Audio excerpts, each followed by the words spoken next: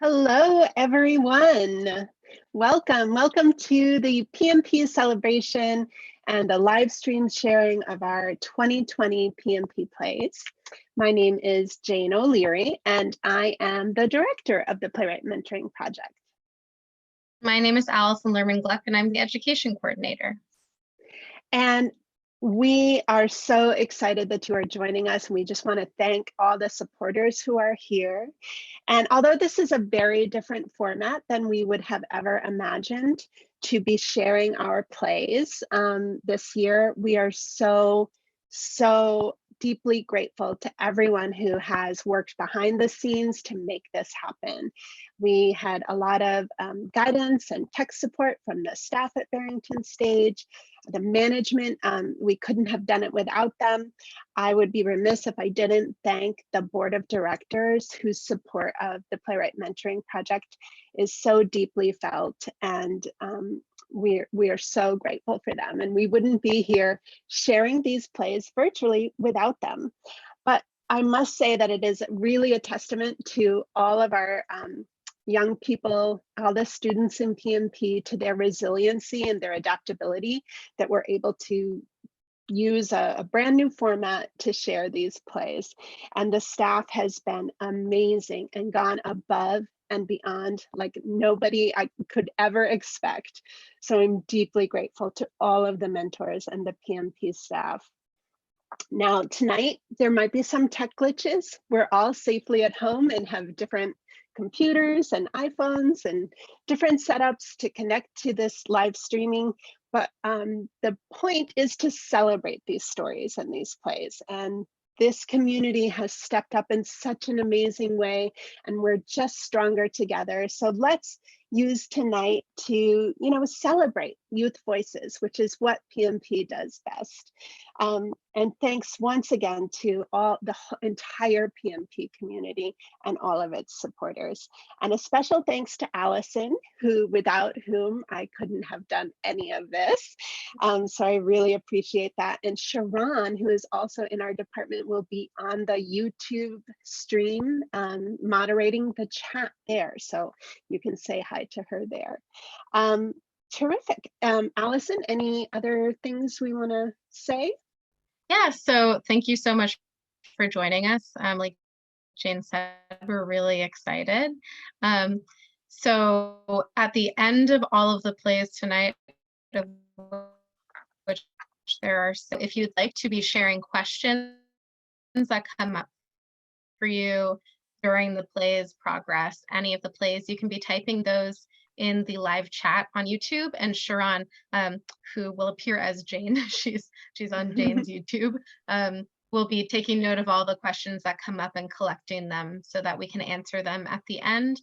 And a little reminder to participants, you can stay watching on the YouTube until you see your group's program come up on the screen, and that's your time to head over to the Zoom. If you have any questions, message me or Jane. But we're all ready to go over here.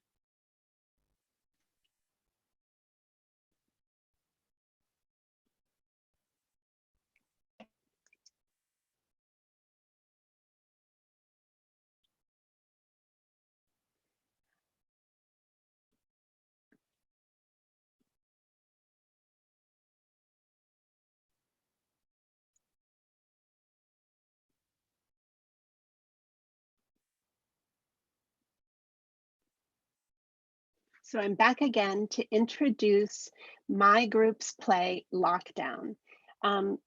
Working with this group of young people every Tuesday has been the highlight of my week. It's what I've always looked forward to, meeting since October. And it's amazing that here we are in April and now we're sharing this play virtually. But their talent and their passion and resilience humbles me. I'm just so proud of everything they've done. And a special thanks to Leila Teitelman, who is our playwright, and Deb Cole Duffy, who was our counselor and who helped us so much. And without further ado, I present Lockdown.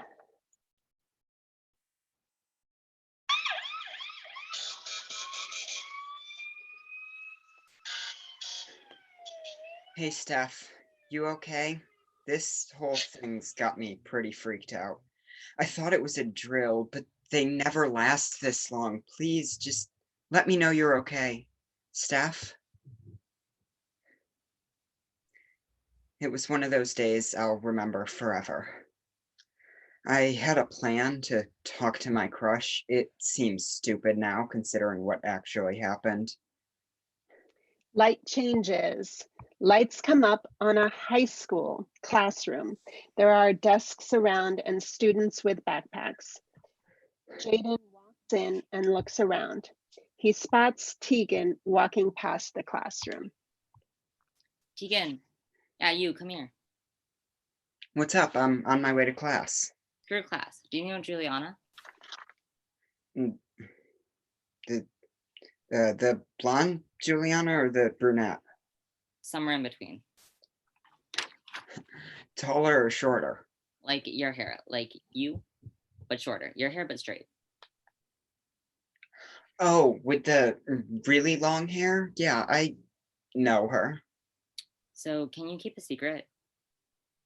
Of course, I'm your friend. I think I might like her. Oh, really? Yeah, she followed me on Instagram last week. I think I might go talk to her in person.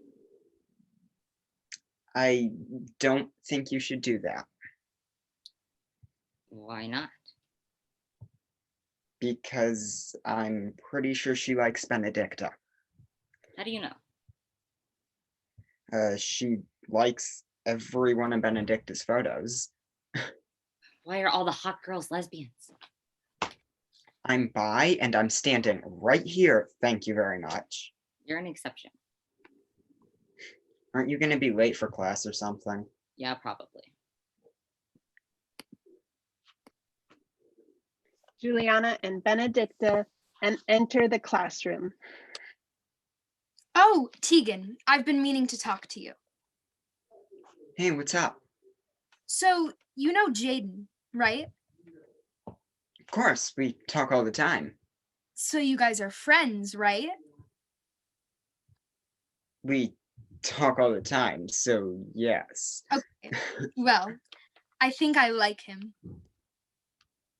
Do you really? Yeah, he followed me back on Instagram, and maybe since you guys are friends, you could put in a good word. Yeah, maybe. You two look so good right now. Hand me your phone. She takes Juliana's phone. Pose. Tegan takes a picture of Juliana and Benedicta, hands the phone back. Jaden will definitely notice if you post that. It is cute. Told you. She posts the picture on Instagram. Commenting now. I hope he likes it. Who? Jaden. Oh, yeah, that. Do you think he likes me back? I'm pretty sure he's got his eyes on someone else. Sorry. Oh, it's fine. It's fine. Just like don't mention it to him. Of course, you can trust me. I'm gonna go. See you later, Benedicta. Hey, Tegan, can you keep a secret? Oh, yeah, of course. Don't tell Juliana, but I think I like Jaden too. Oh, really? I'm pretty sure he likes you too. This is gonna be big. Really? Yeah, he's been talking about you a lot. Oh, do you think Juliana will be mad? If she's your friend, she'll understand. Thanks, Tegan.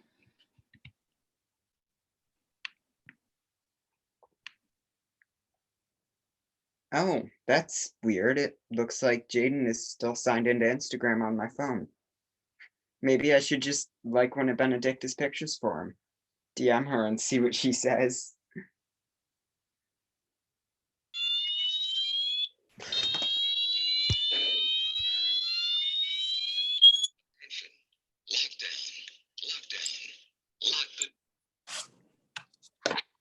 Tegan hides in the corner of the room under a desk. Lola enters, sits down at a desk, takes out some study materials. Kayla and Micaiah come in afterwards and close the door. Oh, Lola, I need to talk to you for a minute. There's a lot to right now. Don't you hear the announcements? It's probably just a drill. We already had 2 last. Well, I need to study, so.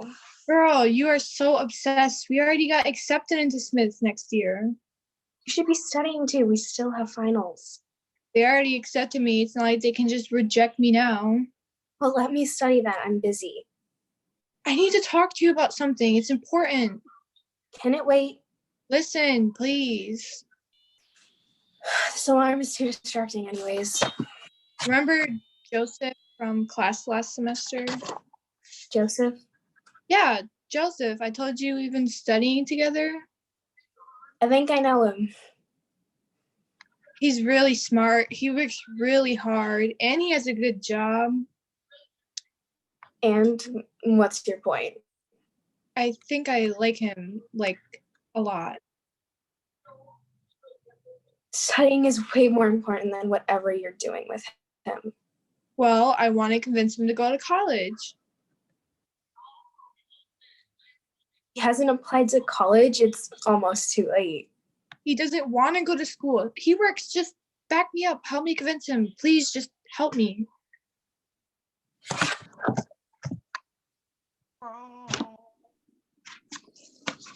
He's kind of rough. I can tell. It's not that kind of crazy, you know what I'm saying? We might be here, right? I'm sure it's a drill. Just grab a chair. I need to talk to you about something. It's important. Yeah,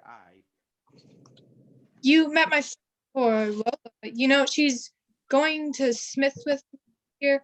Remember how we talked a little while ago? Like, how it would be nice if we were together next year. I just want you to think about applying to schools in Amherst so we can be together.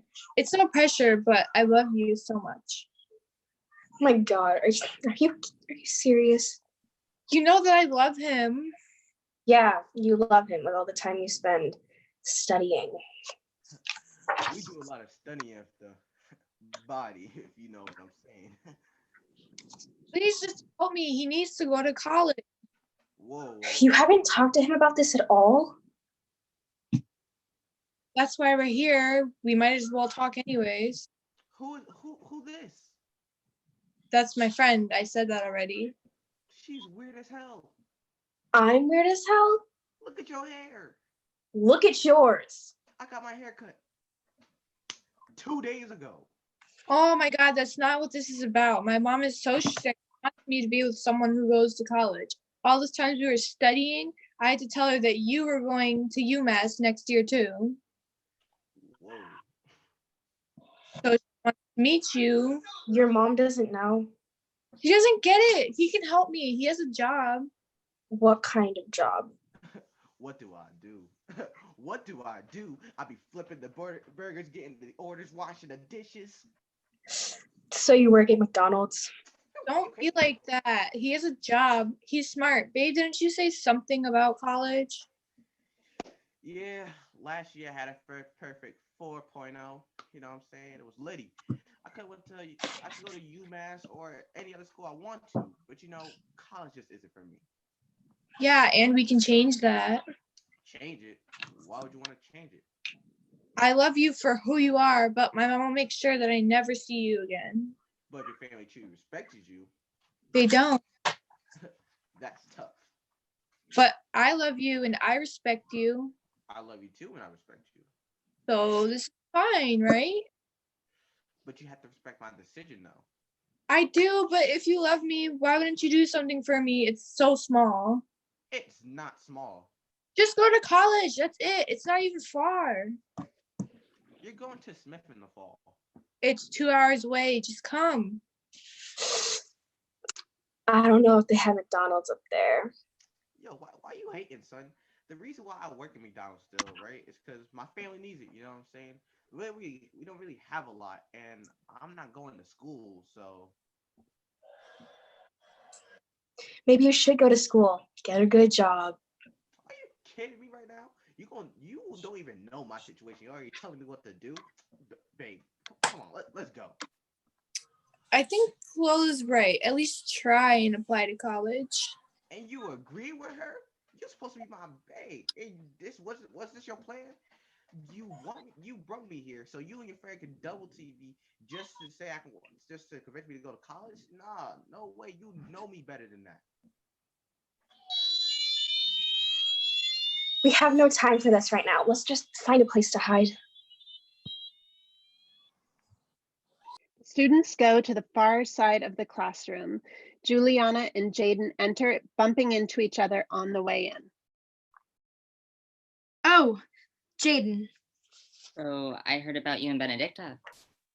what do you mean? Tegan said you liked her. It's okay if you do. When did Tegan say that? Today? No, I don't like her. But you posted that picture with her and said you loved her. Well, I thought you liked Benedicta. Why would you think that?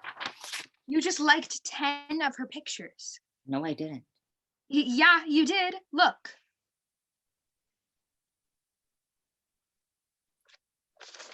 Juliana shows him her phone. Kayla and Lola see them from the other side of the room. Jaden, Juliana, get down. This is just a drill. We have them every month. I don't think it is. The hallways are empty and every door is shut. Maybe we should listen to them, just in case. Juliana and Jaden sit next to the other 3 students across the room. Angel enters. Angel, thank God it's you. I was so worried. I thought I was going to get trapped out there. We should probably lock the door. Angel locks the door. What's going on? I don't know, but it's scary. I keep on thinking about my family. Don't go there. It's just, yesterday, it was so weird. I thought it was the last time I was going to see them. What happened? It's a long story. My sister, she was packing to leave and got in a fight with my mom. I need to be there for them, you know? Be there for all of them. We flash back to Angel's house.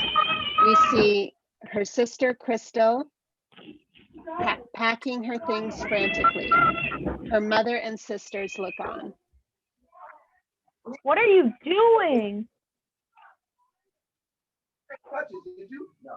Okay, mine. Oh yeah, you can use yours. Okay. What? You have to do this. I'm trying to get it fixed. So what is they doing it on your end? Well, right now, in order for I'm packing up. I know you're mad, but why don't we just talk about this? We've talked enough. I have to get out of here. I'm still your mom, and you're still living under my roof.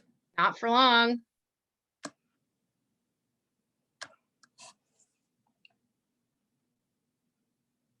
I'll go to Dad's. He has his visit today anyway. I'll just leave with him.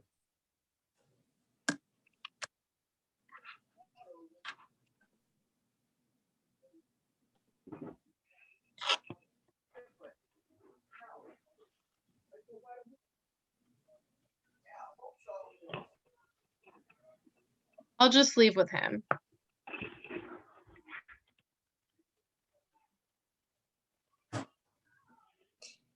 Why not? Leave him. Because why not? He's not going to let you. You don't know that. He's never been supportive. Yeah. Why would he start now? I can't stay here. Living here is like living in hell. How could you say that? Mom worked so hard for us, for all of us. There's 10 of us living here. Mom's always working anyway. She'll hardly notice I'm gone. Yeah, she's working because we need food, clothes. I know you're frustrated, but I can figure something out. You can't just move.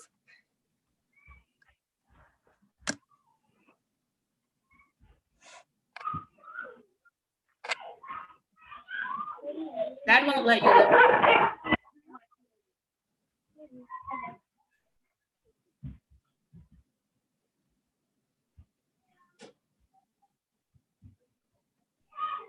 Why not? Because he doesn't truly love us like mom does.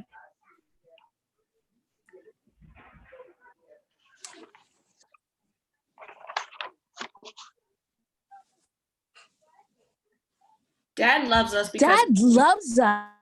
yeah, he loves us because he only sees us once a week. You can ask him to move in, but don't be surprised when he says no. There's a knock at the door.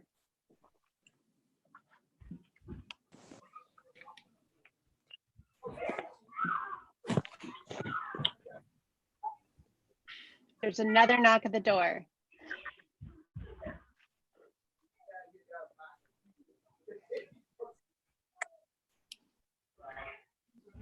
There he is. He won't let me down.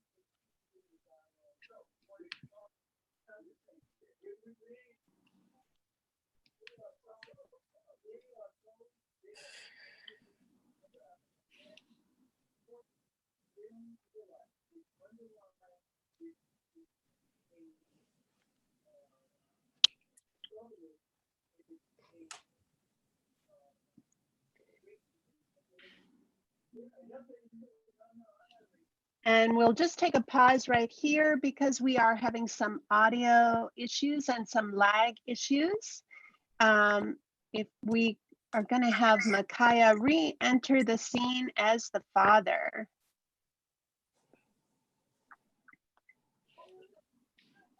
We're having, we can't hear you at all, Micaiah.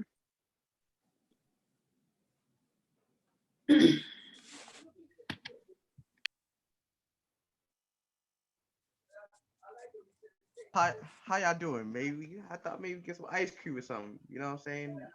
Boy, kind of hungry.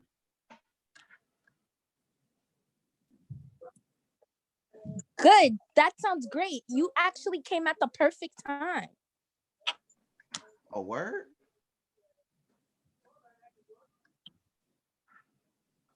Yeah. I something. It's really important. I'm trying to eat, so make it quick. Maybe you should sit down. I'm trying to eat, so. Well,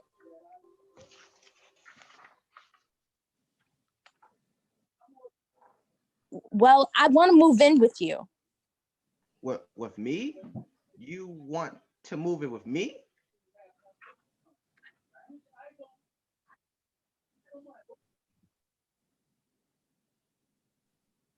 Yeah, would that be okay? See, that's a lot to ask.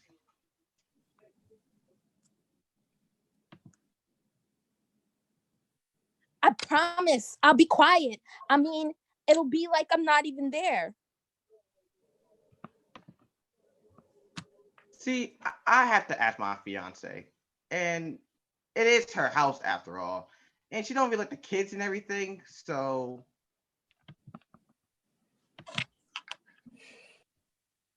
I won't be like a kid. I'll help out. I'll wash, I'll do laundry, I'll iron.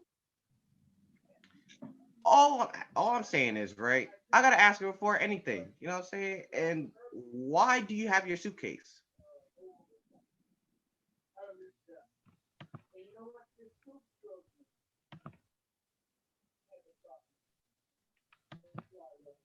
Because I'm coming with you.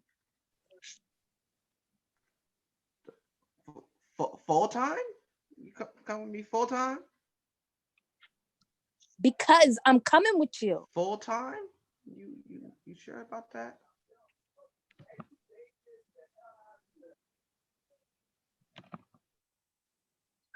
Yeah, I mean, that's what I want. Did you say she could do this?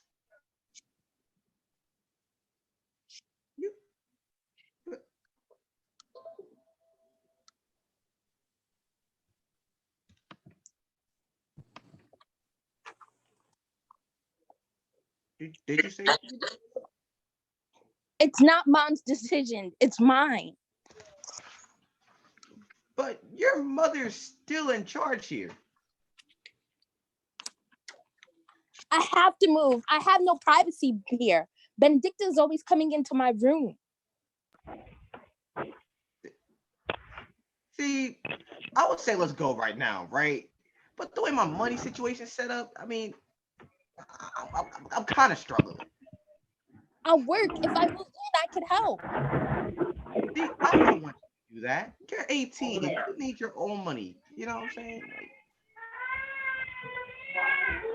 I told you, Steve. told her what? I told her you said no. It's not that I don't want to. You know what I'm saying? I gotta ask my fiance. And the money real tight right now. Maybe mom could help out with finance. With what?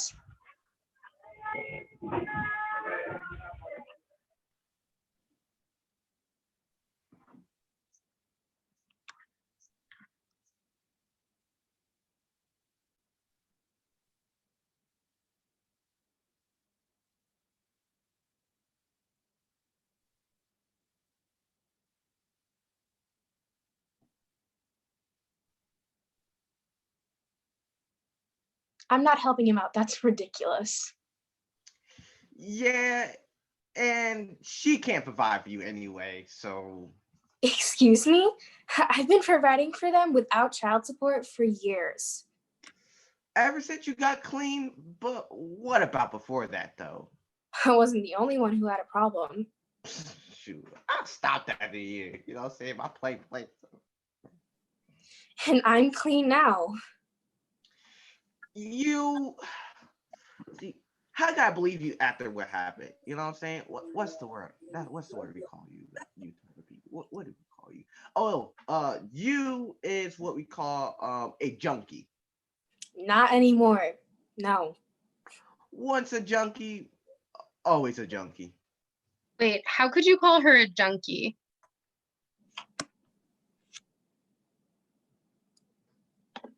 Children. When you yourself are an addict. Ask your father, right? You gotta understand. I think it's best for you to stay here for a little while. You know what I'm saying? Till I get my stuff together. I agree. I think I could be the better parent. Well, I don't know about that. You're such a hypocrite. If you want to be a better parent, step up and be one. Will you at least start helping with them? I told you money was tight. And I didn't even want these kids, to be honest with you. All the mistakes. Mistakes? So you're not going to take them? No, I can't. I won't take them. No. Then you should just get out. Happily. I'm done with this anyway. I'm out. Dad leaves, lights change, we flash back to the present. I'm sorry, Angel. We've all had rough moments with parents. Tegan! Have you been here this whole time? I was in the corner hiding.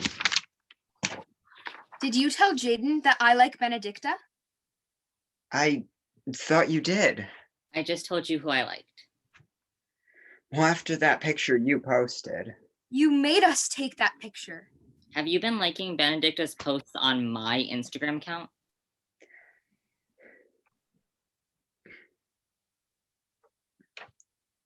Is this really what you're going to be talking about with everything that's going on? Sorry, this is a bit awkward. A loud bang is heard outside. What was that? What if this is real? It can't be.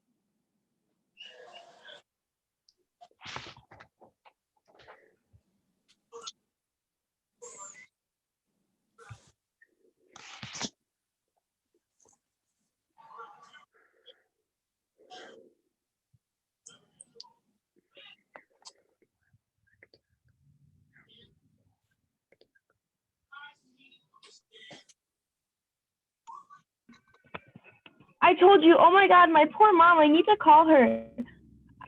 This can't be real. I can't do this. I just can't. Angel, we're all here. We'll get through this together.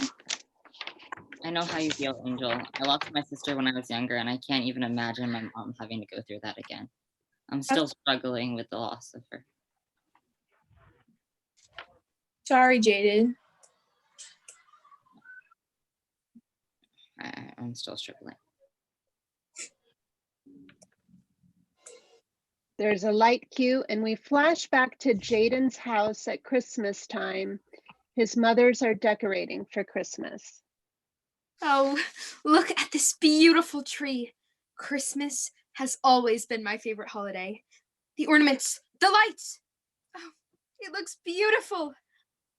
This ornament was from Jaden's first birthday. Remember? Jaden, there you are. Why don't you finish helping me decorate the tree? Sorry, Mom, I don't feel like decorating. Well, why not? I just don't feel like it. I had a bad day. Well, why don't you come over here and let's have a good time celebrating the holidays? That will make you feel better. I'm going to my room. You can't do that. The holidays are all about family. So here, put this ornament on the tree. Jaden drops the ornament. Jaden, you are lucky that isn't glass. I wish it was. That's enough. Why wouldn't you help me decorate the tree? It's a simple task, isn't it? Maybe it's simple for you. You used to love Christmas. It's just different for me now, after everything. Why don't you just get Mom to do it with you? Because I want you to decorate the tree with me, like we always used to. But I'm telling you, I don't want to. Maybe I don't understand your angsty teen stuff, but I do understand that the holidays are supposed to be with your family. And I am your family, so why don't you just... He was our family too, and you just don't seem to care. It's only been a couple years. Whoa, are we doing this right now? I am not doing anything. Jaden doesn't seem to want to celebrate Christmas with us. He can't seem to respect my feelings.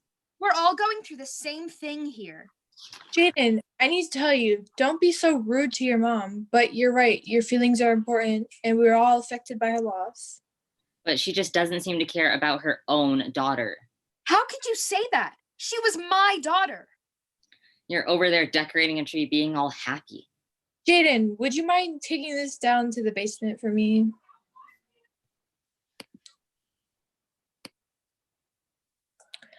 I know this is about, but he's our son.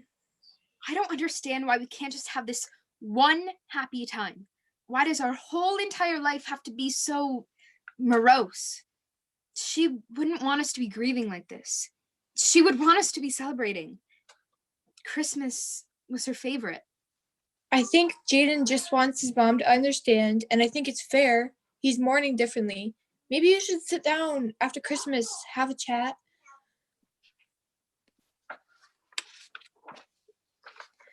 I'm sorry, Jaden.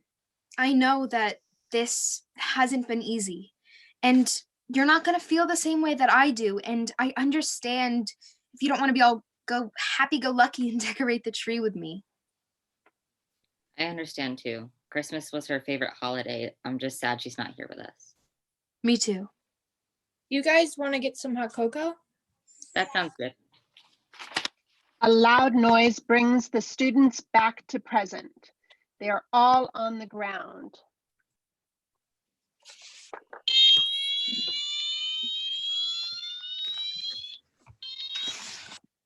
Jaden, I had no idea you went through that. We all go through many things people don't know about. Don't think we forgot about you, Tegan. What about me? Why would you do this? Do what? Hack my Instagram account? Because... Yeah, and make me think that Jaden likes Benedicta. Because... Because what? Because I like you. You do? Oh my God, what if something happens to us? What if we never see anyone? What if this is the last thing we ever see or hear or do? What if this is the last moment of our life?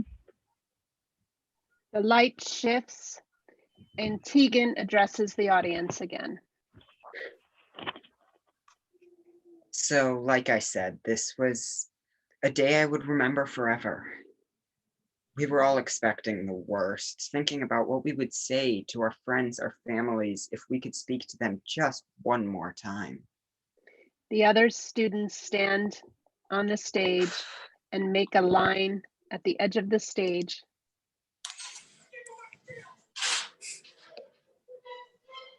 Speaking to the audience.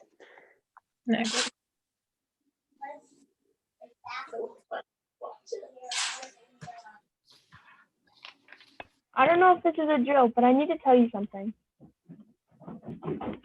I hate to be cynical, but I'm not sure we're going to make it. And I just wanted to say that if we don't, I'll really miss you.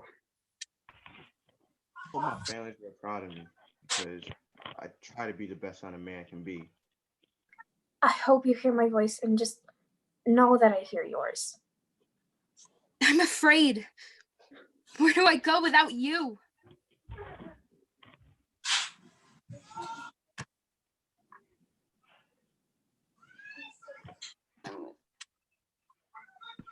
Hello, Mom.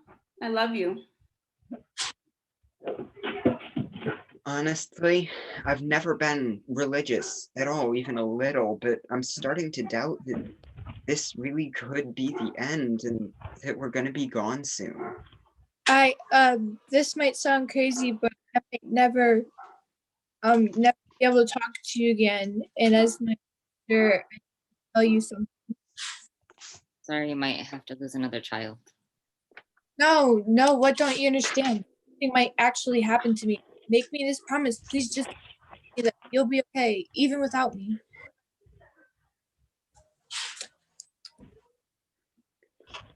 I love you. I hope I get to see you again. You're the best mom I ever had. You stood by me and took care of me and loved me, and that's all I could have hoped for. And I want you to know it wasn't your fault. I miss you, and tell everyone that I hope to see you again soon. Hey, moms, if you're reading this, I just want you to know that I love you guys to death. And I want my pops to know that I heard every word you said. And all my rhymes are in my closet. So if I go right now, release them. The students huddle close to one another, uncertain. We were all thinking about what was said and what was unsaid. You hear about stuff like this on the news, but you never really think that it could happen to you. Blackout. End of play.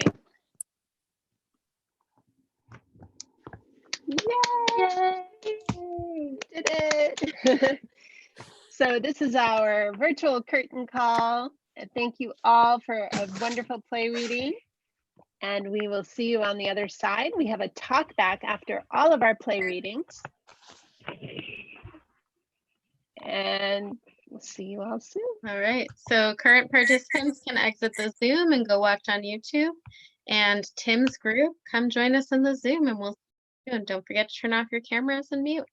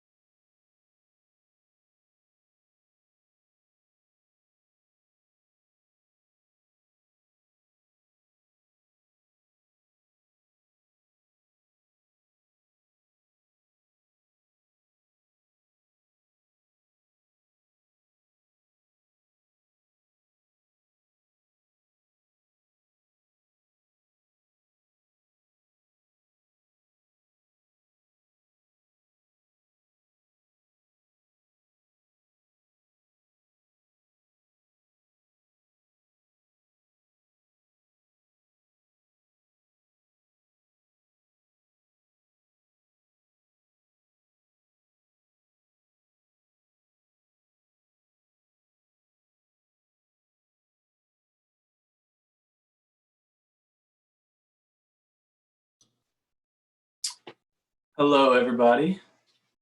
And welcome to the second of tonight's plays. I had the pleasure of working with the Thursday night North Adams group. And this was another very special group. It's a special group every year. But this group was particularly special because it was made up of a lot of first-time participants.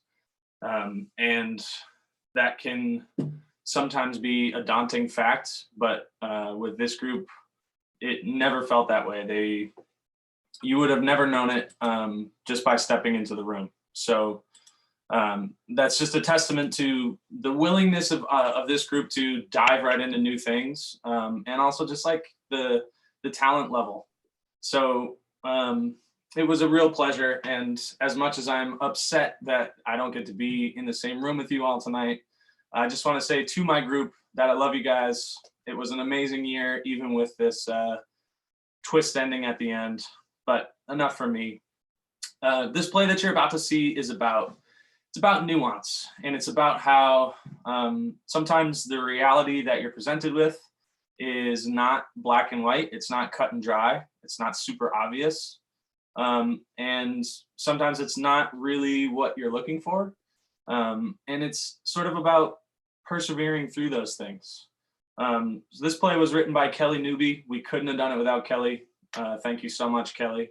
And I also want to thank Lisa Tessier, who is the therapist associated with our North Adams groups, and always such a treat to be around and a wonderful part of this group. So enough for me. Without further ado, I give you Recognize, Rebuild, Revitalize. And the lights come up on Christina and Rakaya, who are in the library eating lunch, talking about Marley when Marley enters. Hey, why aren't you in the cafeteria? We like the library. It's peaceful here. Yeah, no drama. Well, I've been worried sick about you. Last week, we were on the phone all night, every night, because you were thinking about hurting yourself. Now you're just not answering any of my texts and you're hiding during lunch. I just want to know if you're okay. I was okay until you and your negative energy showed up. What am I doing that's so negative? Begging you to get help, being there for you?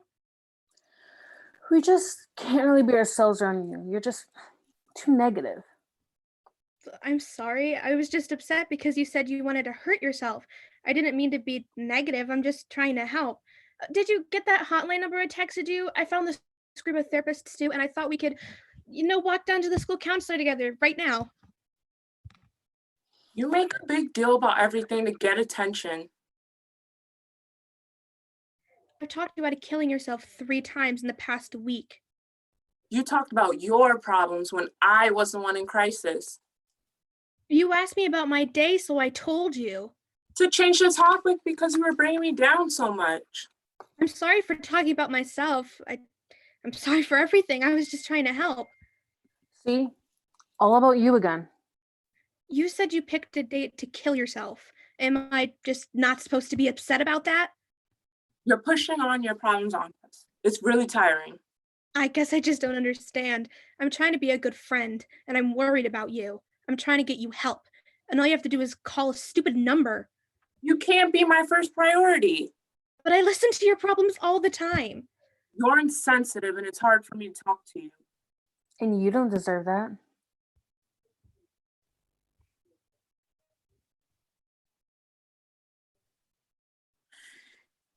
You need to be in your space, and I need to be in mine. I just don't know what I did. You're the reason I want to kill myself, okay? Your negativity. It's bringing me down so much, I don't want to live. Christina and Rakaya exit. After a time, Marley returns to the present and addresses the audience.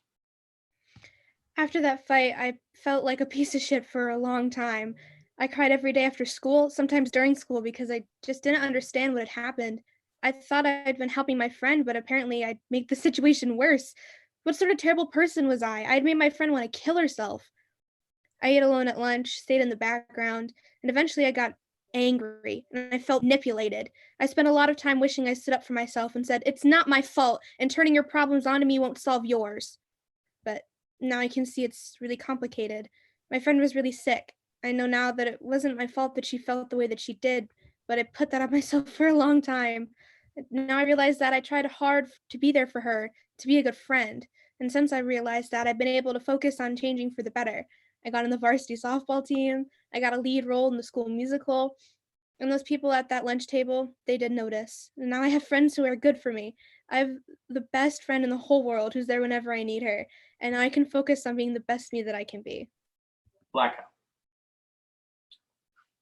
And lights come up on Izzy just as he answers the phone. Hello?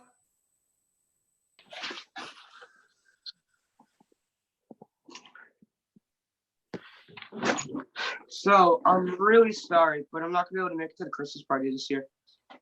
But it's in an hour. My boss is all over me. Also, me coming to your mom's house is a terrible idea. It was your idea. You said it would be easier to come to our Christmas. I know, I'm sorry. So, could you just tell your mom for me? I need to get back to work. Mom's gonna be pissed. What am I going to be pissed about? It'll be better coming from you. Is that your father on the phone? Yeah, it's... Can you tell her? Tell me what? We'll both know she'll freak out unless you give her the news. You know how she gets. Fine. Okay. Dad's boss called him.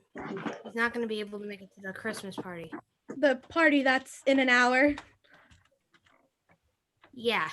The party that was his idea? Yeah, that one. Well, you can just tell your father that he doesn't have such an important job that he needs to be working on Christmas Eve. We planned this months ago. Mom said that we planned this a long time ago, and it's not like you're a doctor or something. Tell your mom that if she wants me to make the child support payments, I need to get as many hours as I can. Dad says that he needs to pay child support. Tell your father that spending time with his child is more important than money. Ask him what the cost of abandoning you year after year is. Well, ask him. I know you heard that. This is exactly the problem. This is why I'm not coming. She blows everything out of proportion. I think you two should talk to each other. No! He only hears what he wants to hear, and it makes it sound like I'm some sort of witch. She makes everything so dramatic and blows everything out of proportion. Tell him how sad you are that he's missing Christmas. Make him feel really bad.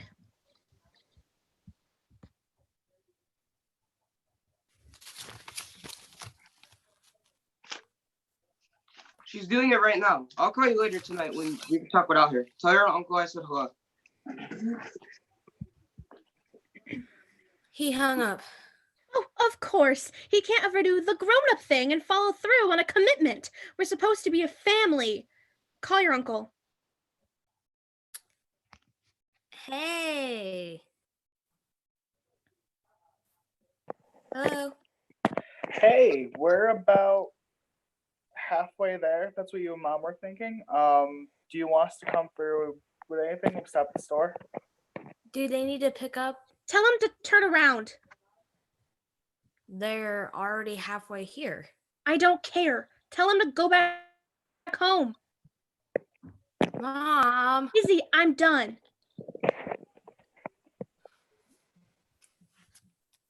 Hello? Anyone there? So my dad just called and said he isn't coming. Okay, do you want us to call him and see what's going on, or? Mom wants to cancel a whole party.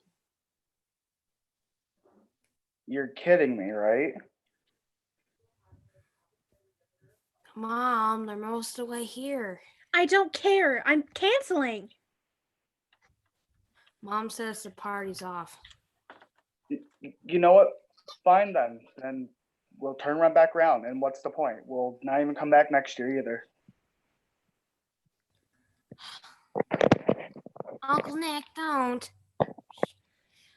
He says he's not coming. He hung up and he says he's not coming next year either. Well, that's a little dramatic. Call him back and tell him he's being ridiculous.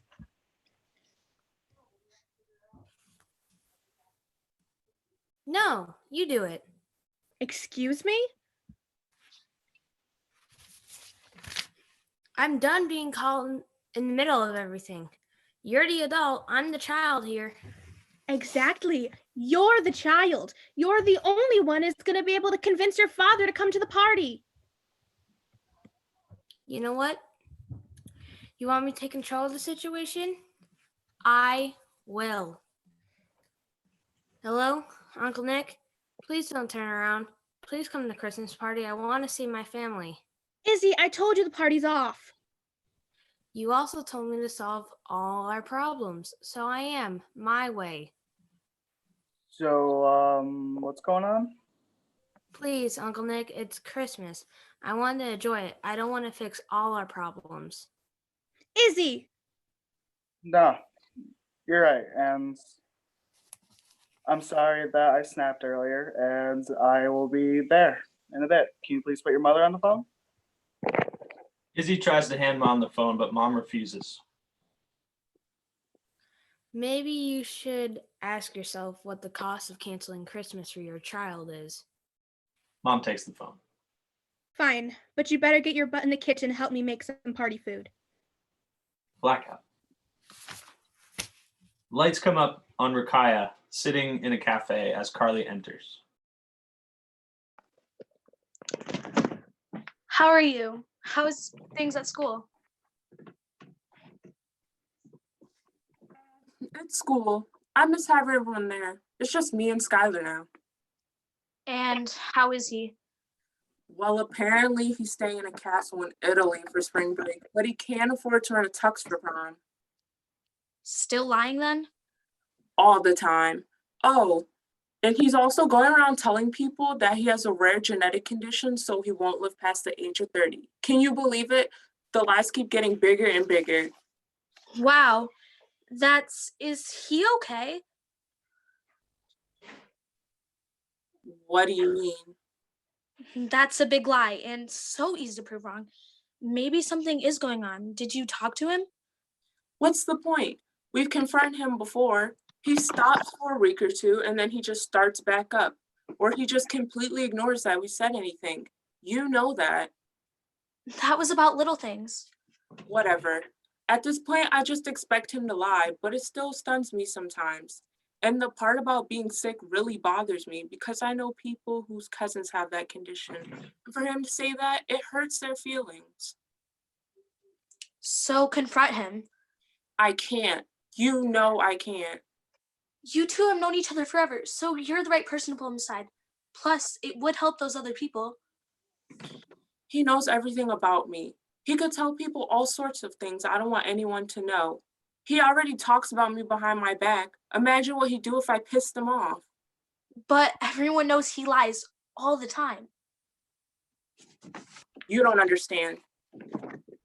You're right. I don't understand why you're so friends with him.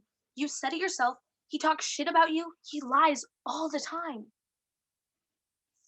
We're in a bunch of classes together. We've known each other forever. I can't just not be his friend all of a sudden.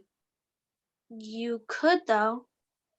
I feel awful being his friend, but not being his friend feels awful too. But which one is worse? You and everyone else transferred schools and left me alone with him. I'd rather have him than be alone. I'm sure you can make other friends. But I don't trust other people. I trust and forgave him, and what did that teach me? It taught me that I shouldn't trust and forgive. It taught me to pretend not to know when people are talking about me. Do you trust me? Yes, but I don't forgive you for giving me a hard time when you're the one who left me with him. I'm sorry. And I didn't mean to push you so hard. I'm worried about you. I was fine until you came after me. When someone says they'd rather stay friends with someone who makes them feel bad than risk being alone, I mean, you aren't alone. You have friends. You have me. Not at school. If you think all this is fine, then I'll drop it. But I think you know it isn't. It's just hard. That doesn't mean you shouldn't do something about it. Will you help me? Of course I will. Blackout.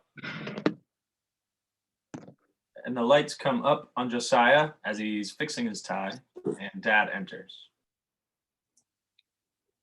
You almost ready? I can't believe this is all happening so fast. Tonight's the rehearsal dinner, and tomorrow I'm getting married to the woman I love. Suit? Check. Flowers? Check. Handsome happy son? Check. Here, let me fix your tie. Everything okay? You seem really happy. You don't? I'm fine. I'm happy. I like Sarah. You're lying to me. Son, look at me. I'm smiling. What's going on? Is the tie all set? Josiah? I'm happy. I said I was happy. Do not take that tone with me, young man. What tone? A happy tone? You don't like Sarah? No, I do a lot. It's just, this is all happening so fast. I can't believe you waited until now to say anything. Now is not the time to have a talk.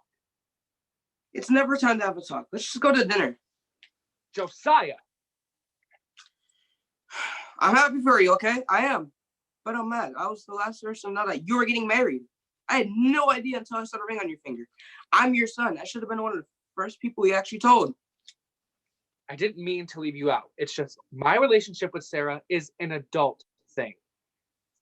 But she's going to be my stepmom, so it does involve me. I just want to know what's going on with my family. Why didn't you say anything until now?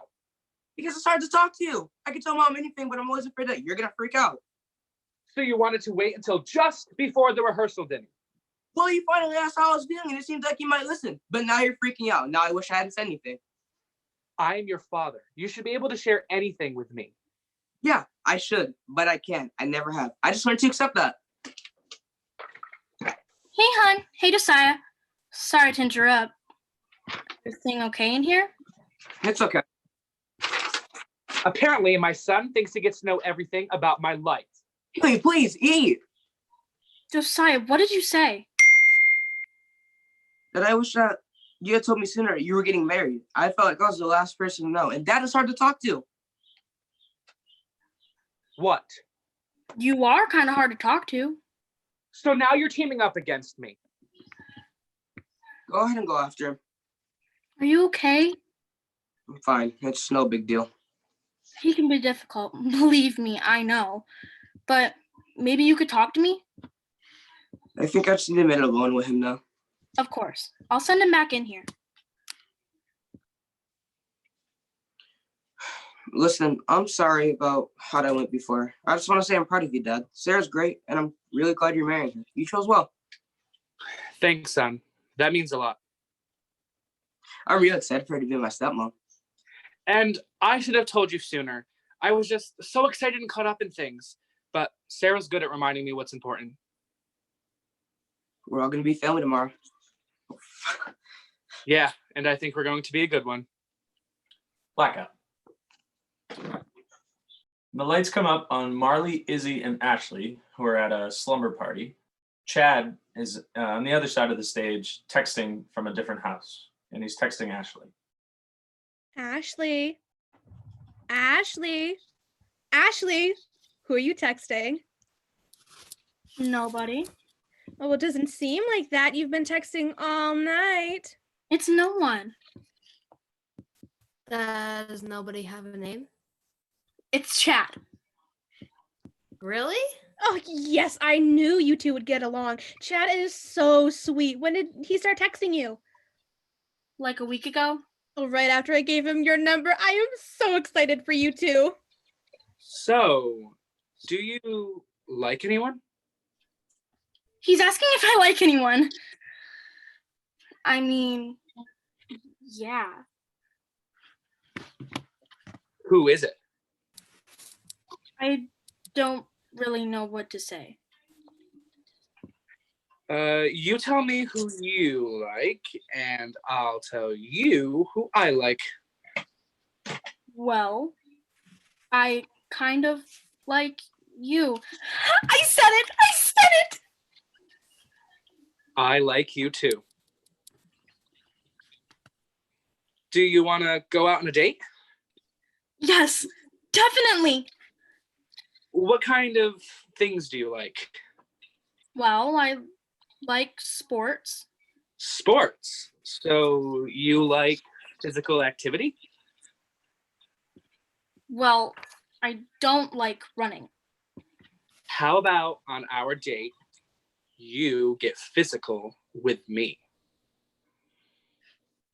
I don't know what to say. He wants to on our first date? I mean, I've never. Oh, well, you know how guys are. This is not okay. You just started talking. I don't know what to say to him. You don't have to say or do anything you're not comfortable with. I've known him for a while. He's a really nice guy, but you just have to be straightforward with him. I'll try. I don't know. I've never done anything like that before. Have you? Yeah, I have. So that's a no? It would be more fun to talk in person. Hello? What's he saying?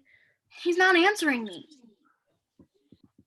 Are you kidding me? He'll be back. Maybe he just had something to do. I don't think so. I think he thinks I'm not worth it. He's moving too fast. He's not right for you. This just doesn't seem like him. I promise, he's really sweet. That's why I set you two up. He's a jerk. Next time I see him, you better hold me back. All right, calm down. Someone needs to knock some sense into him. Well, maybe I should just tell him to stop acting this way. I'd rather have you guys be the only people who know about this. Everyone needs to know. What if he does this to another girl? He won't. He's not like that. Why are you defending him? Ashley's your best friend. He made her feel uncomfortable. Did he? Did he? Well, yeah. I mean, it makes me wonder if anyone will think I'm worth it. Since, I haven't. I'm gonna text him. Look, you don't deserve this. No one deserves this. You wait for a guy who likes you for you. Maybe I'm making a big deal about this. It's good if this is a big deal for you. Sex is a big deal. I thought you were texting your best friend. Maybe he's not so great after all. He's certainly not good enough for Ashley. You're worth waiting for. You are. Well, let's turn off our phones and maybe turn on a movie. Blackout. And the lights come up on 3 students standing on stage. 3 bullies walk by and shove each student. A teacher standing by does nothing. Hey, fag. You're so fat. Why are you so ugly? They teach us about bullying in school. They're supposed to protect us, provide a safe environment. There's a no bullying policy, but Faggot. Fat. Ugly. Why do you not even blink when I'm called names? When someone pushes me, when I'm degraded, there should be consequences. I should.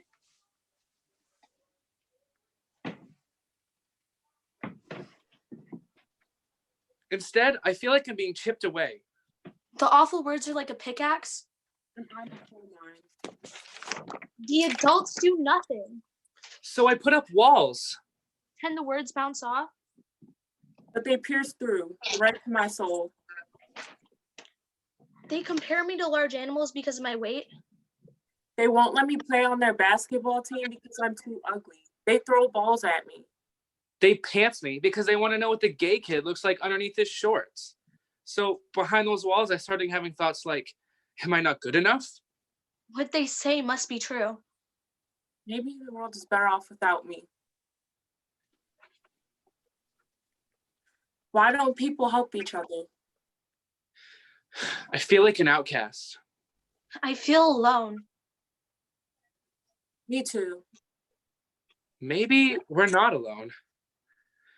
So then I made a few friends who were a lot like me, bullied misfits. We loved and appreciated each other. People underestimate the strength of friendship. It can hold you through anything. And because of these bonds, and with the help of my mom and my therapist, I've learned to love myself. And I truly do. So to all those who bully, just because someone's gay doesn't even come close to meaning they want to have sex with you. Just because someone's bigger than you doesn't mean they're fat. These are our bodies and we love them. We are not ugly. We are beautiful. All of these things make us who we are. The best me I can be. And blackout and end of play. Ooh. You and join us on the screen for your curtain call. Yay! Oh, that's amazing. So that was Tim's play of the North Adams group. Excellent. Nice work. All right, so Tim's group, we're going to say goodbye to you now. You can join us on the YouTube and sign off of Zoom. My group can sign in. Don't forget to turn off your videos when you enter. Yeah, thank you.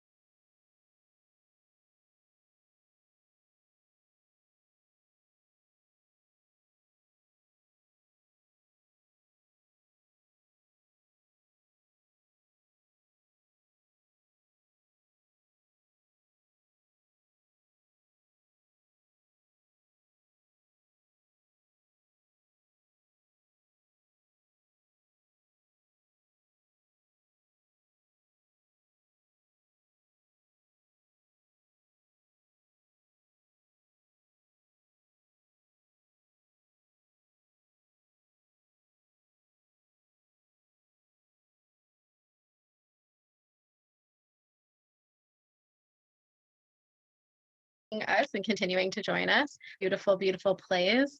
I just wanted to say it's and interesting and this group, it really felt like a collaboration throughout the process. We were banding together to devise just the most interesting things that we could possibly think of every single week. And I would come into a meeting with an idea of how something might go, and because of their brilliant minds, it would go in a completely different direction. We built such beautiful worlds together. So I feel so lucky to be working with this group. So as we were working through some of the topics that were coming up, something that kept coming up was this idea that it is easier to help others with the things that you're struggling with sometimes than to help yourself. And sometimes you can learn how to treat yourself well by learning how to treat yourself like you would treat a friend. So we focused on that a lot in this play process. And I wanted to give a big thank you to Emma Ayers, our amazing playwright, who helped foster this beautiful work. And yeah, without further ado, I'm really excited to introduce It's Not a Dream. Lights up.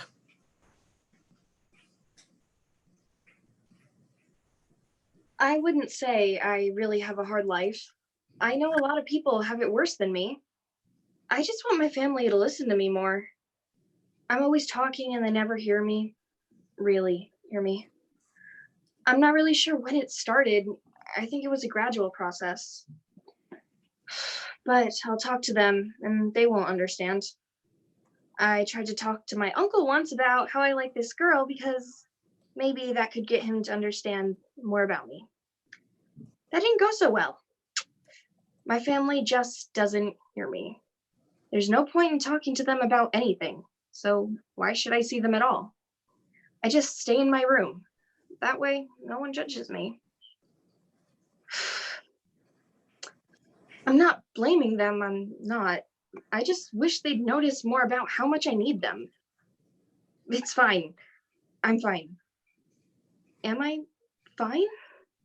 When no one listens, what does it matter if I'm here?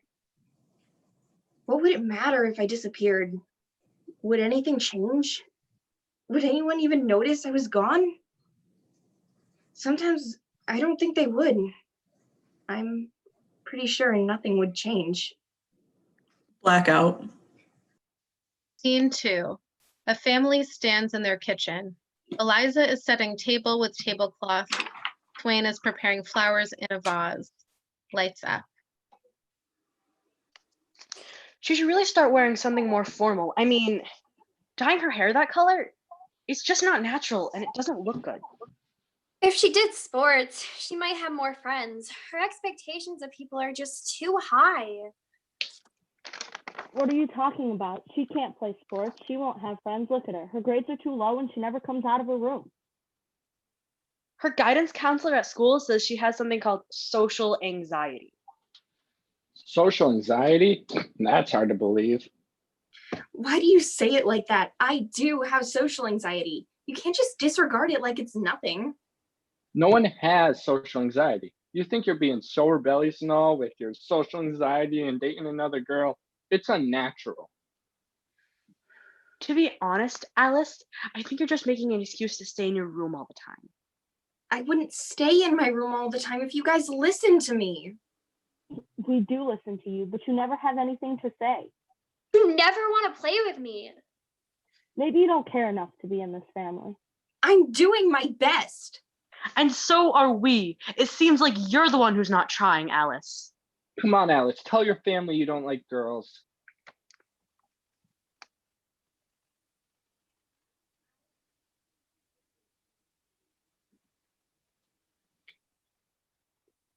She doesn't really like girls. It's probably just her friend group persuading her. You're not me, so you don't know that. I really do. I tried to talk to you about it and you just blew up in my face. You went on and on about how it's unnatural and I shouldn't be like that. And I should just find a man and fall in love with him or something. With Alice, each line, family edges towards Cadence until they're surrounding her. Alice, you have to understand. A few weeks ago, your uncle was in a very stressful mindset. You were being inconsiderate, acting up like that, and making him angry. And that's just not what the Lord wants for you. When's the last time you went to church? Let's go to church and we'll find your husband there. I don't want a husband. I've already told you I like girls. Well, you're not getting a wife. You need to stop being so sensitive about things. It's not going to get you anywhere. I'm not sensitive about things. And don't make excuses for him about his bigoted beliefs. Hey, don't be talking about me. If you're going to talk to me that way, then I should be able to talk to you that way. Well, I'm an adult. You're still a kid. You don't have the right to choose who you like or whether you spend time with us. You're a part of this family whether you like it or not. So what? I don't get to make any choices of my own? Maybe if you went outside more and tried to understand what makes people happy, you could make your own choices and everybody would be fine with it. But I'm not happy. Family breaks away and walks away from Alice. Don't be so dramatic, Alice. If you're not going to appreciate this family, then just go back to your room like you always do. Go back to your room like you always do.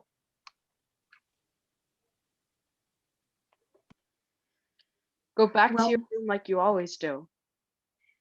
Well, maybe I wouldn't spend so much time in my room if I had friends. If you were there for me, you'd spend more time with me. Stop leaving me alone. I want to be heard. Sound cue, whirring crescendo magnet cue. All of a sudden, a magnetic pull hoists her out of her reality, pulling her by some force around the stage. Blackout. Cadence stands center stage, afraid. Gynthwaine is to the left of her, standing, and Crystal is to the right. They are the voices in her head. Lights up. Cadence, Crystal, and Gynthwaine turn slowly left, all in sync, looking around the woods. Where am I? We're in the woods, you idiot. It's so dark. Where do we go? We couldn't stay there. No, I mean, where am I in my mind? We had to run away. What are we supposed to do now? What are we supposed to do? Are you kidding me? We can't go back there. It was hell living there. Crystal and Gynthwaine start slowly circling Cadence clockwise. Their pace gets faster and faster. But there's nowhere else for us to go. We're lost in the woods and it's dark out. So what? I'm not going back there. But where else can we go? We are not going back there. So we're just gonna stay here in the woods, lost? Yes. We have nowhere else to go. What do you mean we have nowhere else to go? We'll figure it out.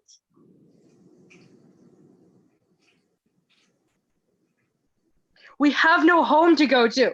We have no friends. What are we supposed to do?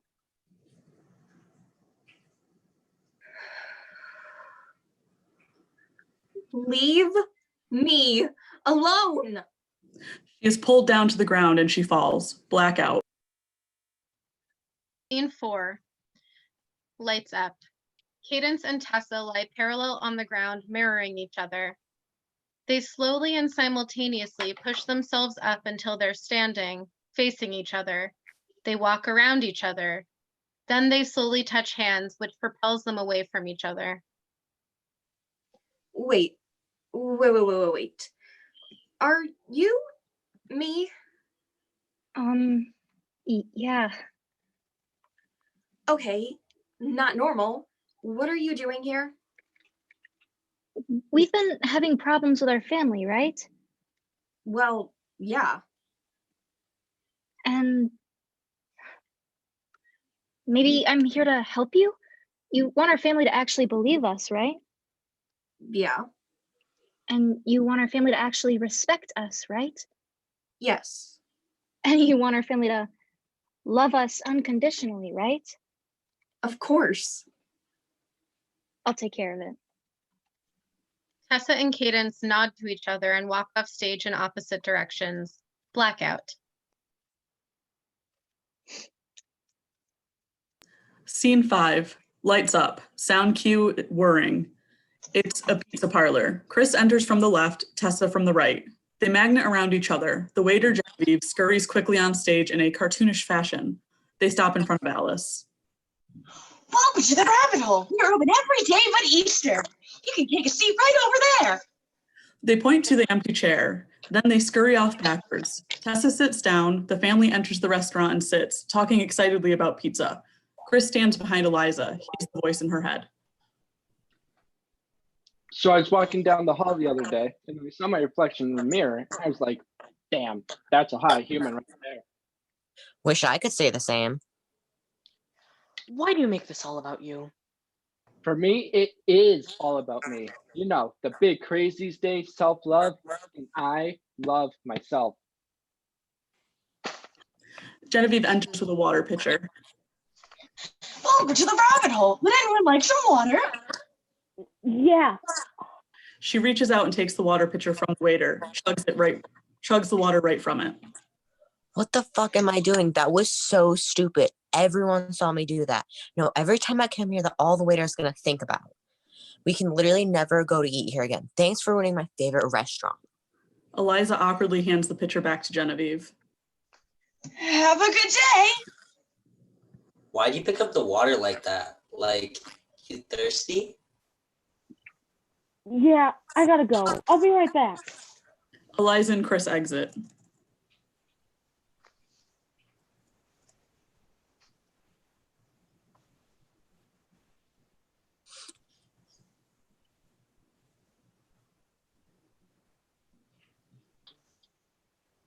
Eliza. Free water. Oh, there we go. Free water park entry. Don't have to pay $100. Be nice to her, you two. I didn't know SeaWorld was in Massachusetts. Does every family like to talk behind their daughter's back? Hate when they do that. She probably got her lipstick on it. I can't believe she picked up the whole pitcher. Eliza and Chris return. So, how was the bathroom? Oh, shut Everything's fine, sweetie. Okay, anyway, sorry about that.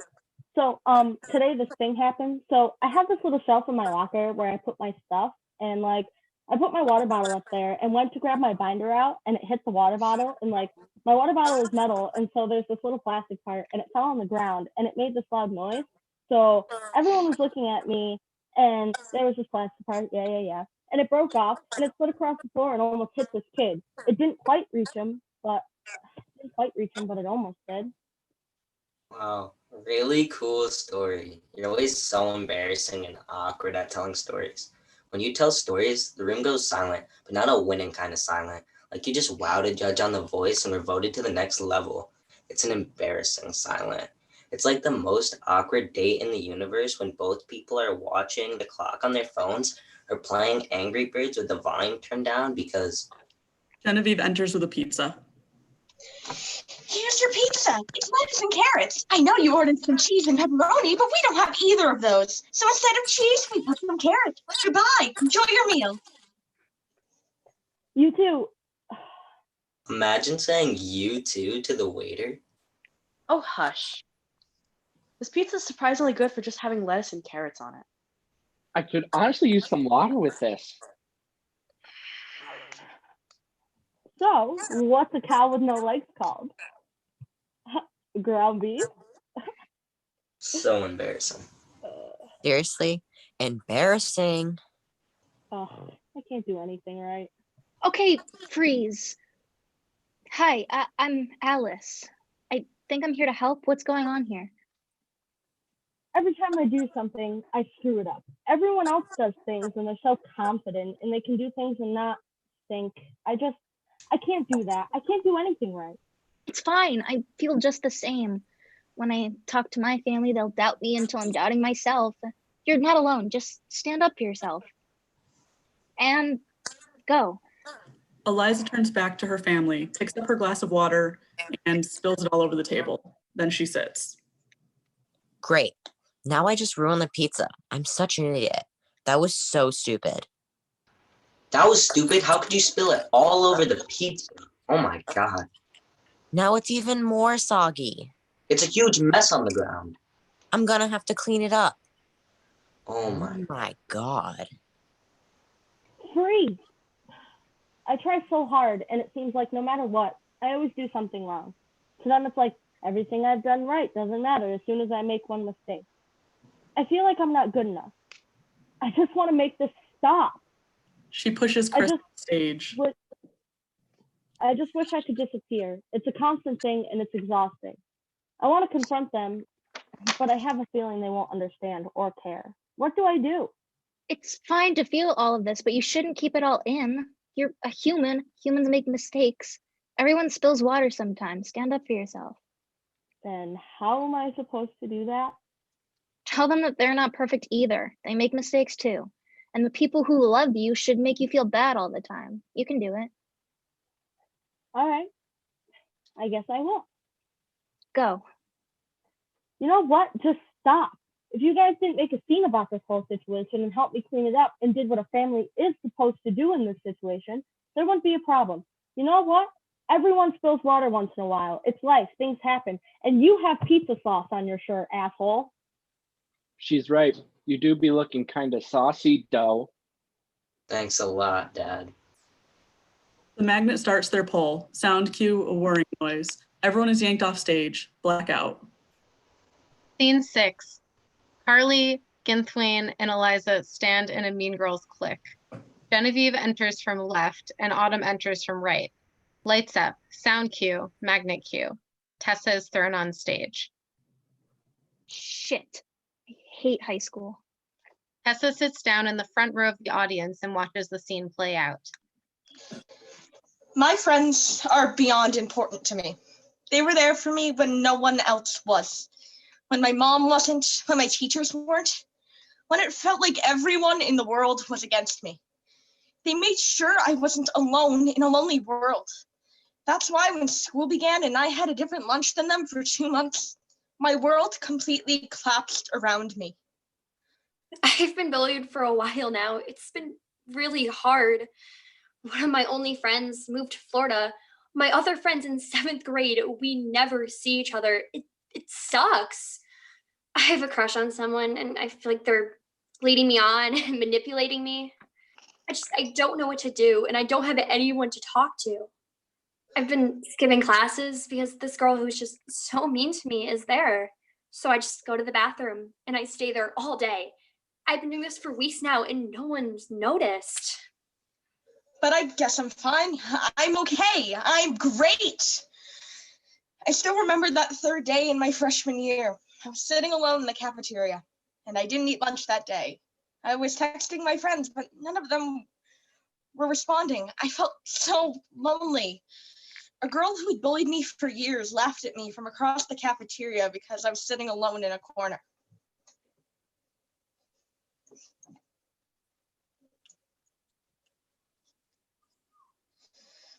She walked up to me, trying to get laughing material out of me. Carly crosses over to Genevieve. Hey, what's up? Nothing really. Where are your friends? They're in the other lunch. Oh my God, that sucks. Yeah, it's unfortunate. So like, why did you dye your hair? Oh, I didn't like the natural color. I got bored with it. That's so cool. Oh my God, no way. Anyway, this has been fun. I'm gonna go. Carly crosses over to Autumn.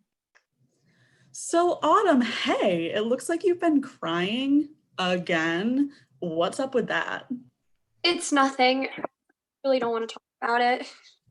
Really? I mean, you should really talk to someone about it because your face is all puffy and no one wants to see that. It's allergies. I'm allergic to pollen.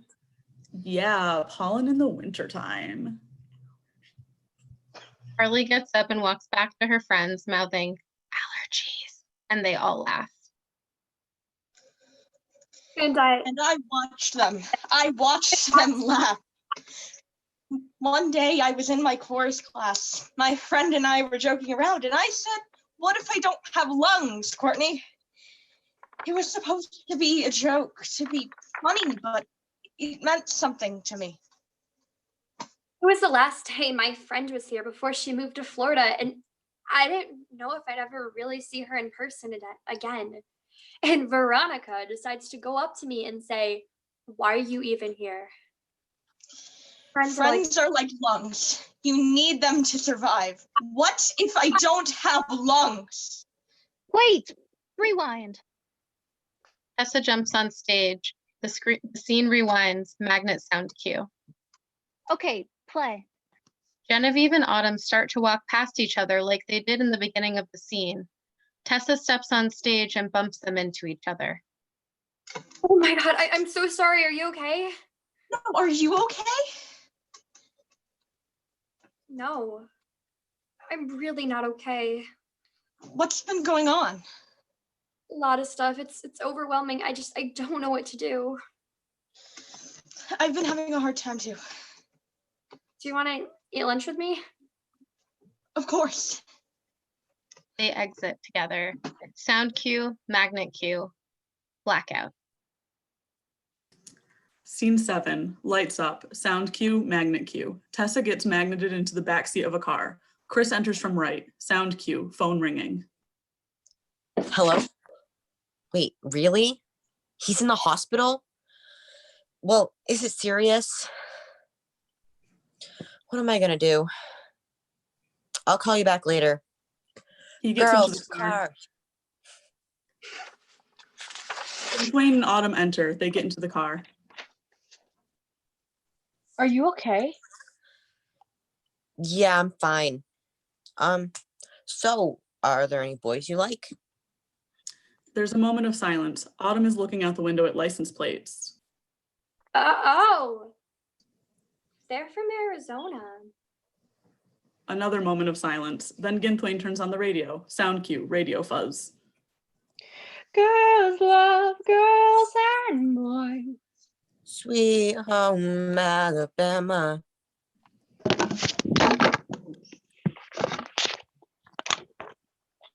Never did think that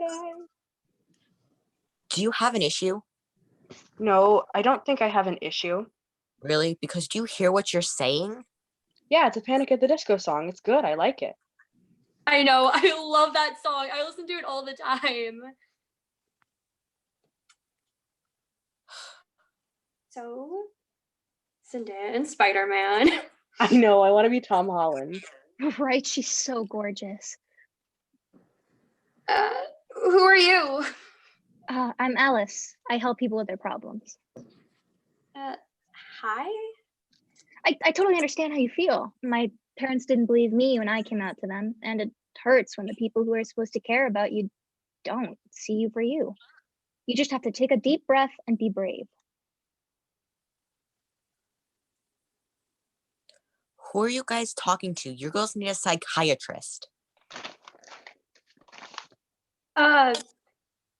That's where you're dropping me off. So. Right. Autumn gets dropped off. The other two go back to driving. Everyone takes a deep breath.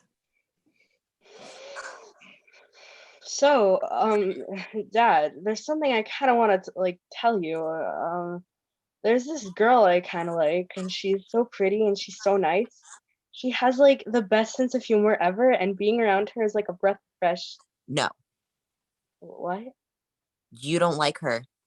What do you mean? You don't like girls. I don't think that you're me, so you don't really know that. It's probably just your friend group. Friend group. Interesting, because I have one friend.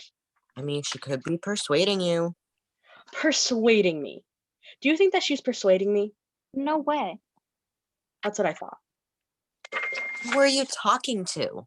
No one. Okay, freeze. Now, if you could direct your attention to me for 1 second. She grabs Autumn from offstage. This is your best friend. They love and support you no matter what. So who cares if your dad accepts you? I know it would be nice and all, but sometimes that's not how things work. She gently pushes Autumn off. Tessa crosses back to the car. Your friends can be your family. So let's try this again, but from the top. And this time, care a little less about what your dad says, okay? Okay. So, Dad, there's something I need to tell you. There's a girl I like, and she's so pretty and she's so nice. She has the best sense of humor ever, and being around her is like a breath of fresh air. No, I can't handle this right now. There are so many other things going on right now. I can't have you saying this.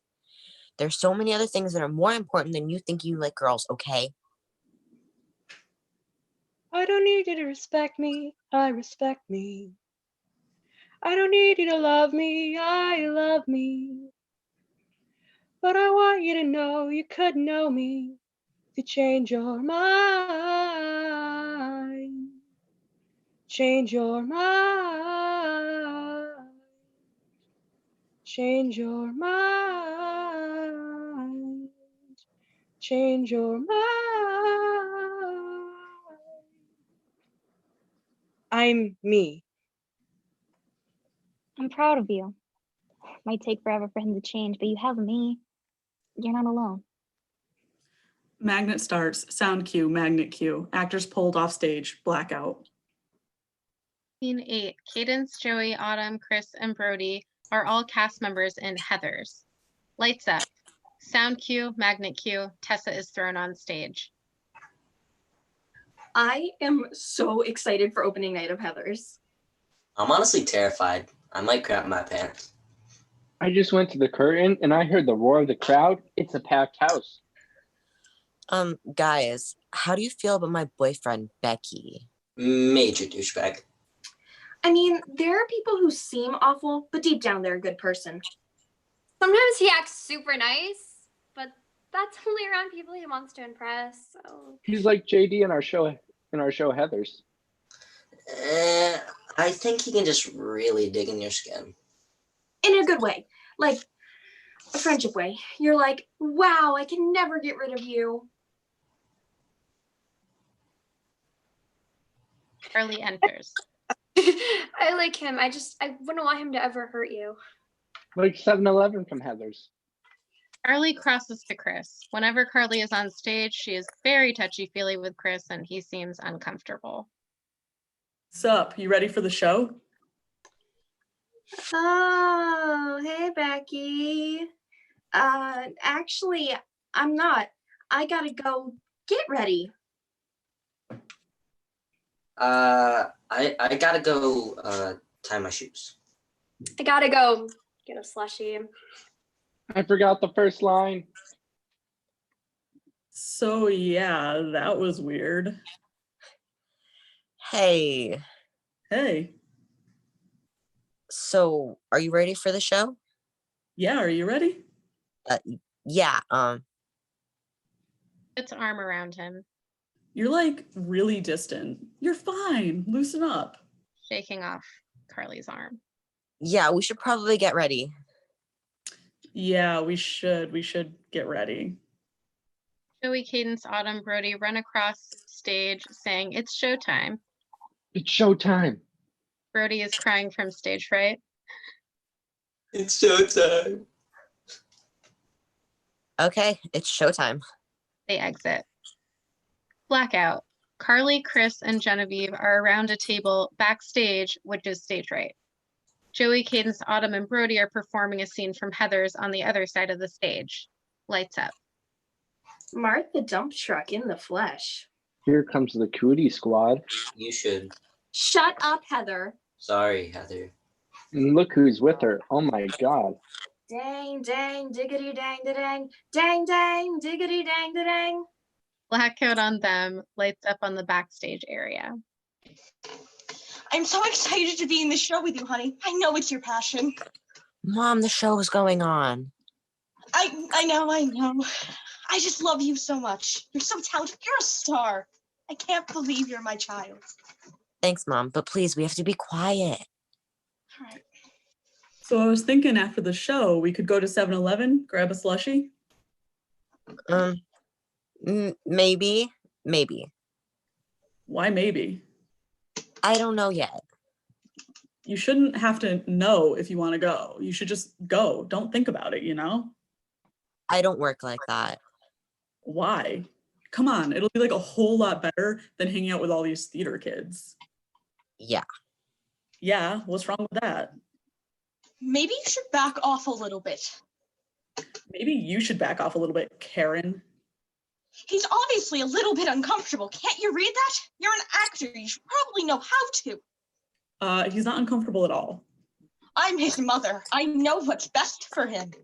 I'm his boyfriend. I know what's best for him. Chris, you're not uncomfortable, are you? I don't think you look uncomfortable at all.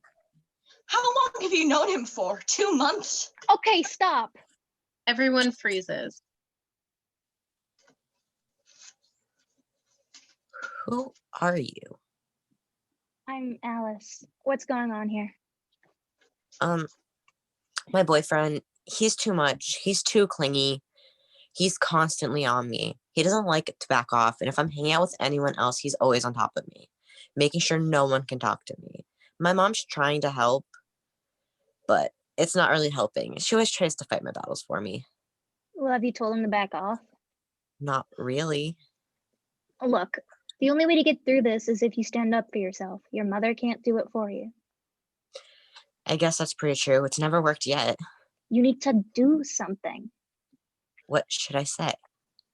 Tell him he doesn't know how you really feel. Chris turns to Carly. It's like the spell is broken when he speaks to her. She and Genevieve unfreeze. You don't know how I feel. And that he's too close and making you uncomfortable. You're too close. I'm always uncomfortable. And that he should take a few steps back. Just take a step back. At this, Carly gets offended and storms off stage. Tell Karen how you feel too. Thank you for protecting me, but I should fight my own battles. I know you want to be there for me, but I'm growing up and I need to stand up for myself. Of course. I'm proud of you, son. I promise I'll back off. I love you, son. Love you too. Genevieve exits. Cadence comes running back on. Come on, the whole cast is going to Arby's. They got the meats. Come on, let's go. Me too. Yeah, we're friends. Come on. You're really going with them? Are you happy with this? Yeah, we're happy. We're happy. They exit. Blackout. Magnet sound cue. Scene 9, lights up. Wait, this isn't Arby's. I don't get it. What is this? Where is everybody? Where's the person I'm supposed to help? You've helped everyone. You're the last person left. What? We don't need help.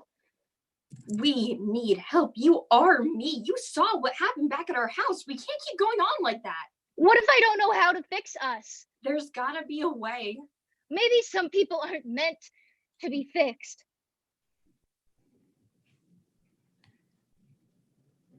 Oh, dogs go to heaven, but humans don't. There's a secret color at the end of the rainbow. Oh, but it doesn't seem to show. I just want to get out of the city, see some sights, maybe cry a little, count some stars and then lose track and steal my mom's car before I never look back. You're not alone. Trust me, I've been there. Take my hand and I can take you home. You're not alone. Just breathe.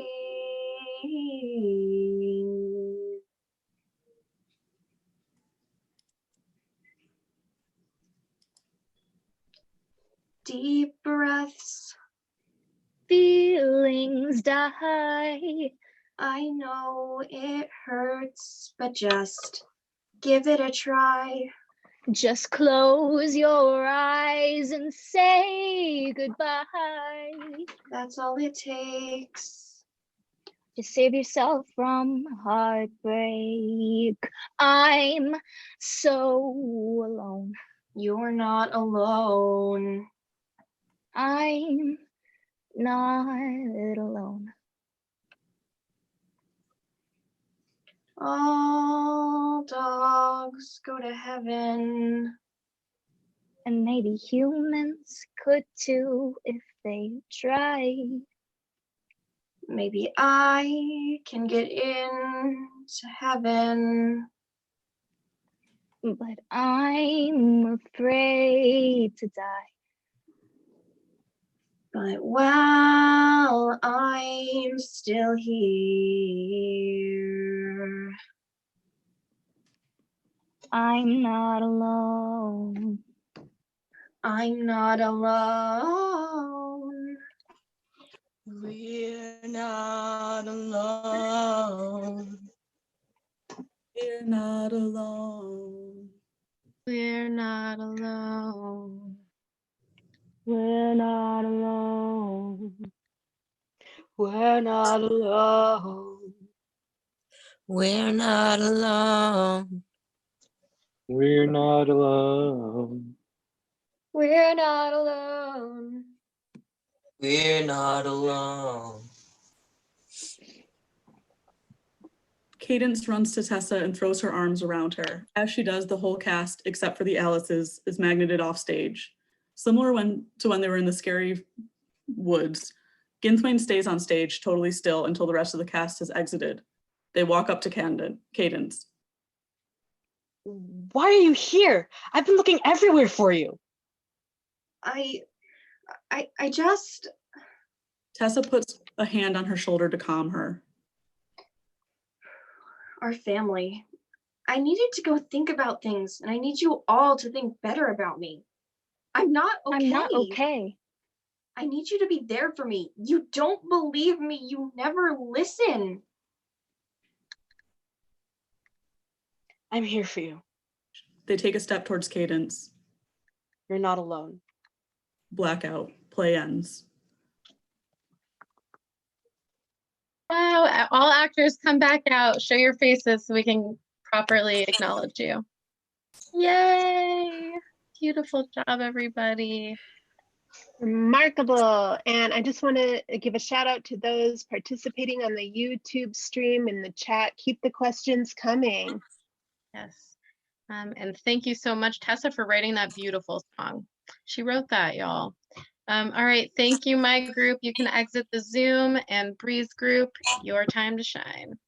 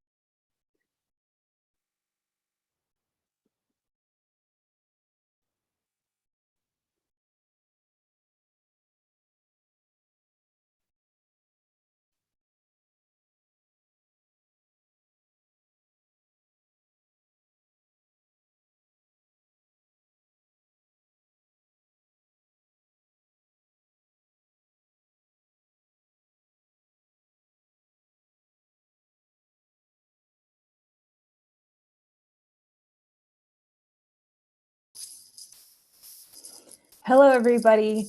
My name is Bree Rousseau. I am the artistic mentor with the second North Adams Thursday night group. Thank you so much for joining us for our virtual presentation of our PMP performances.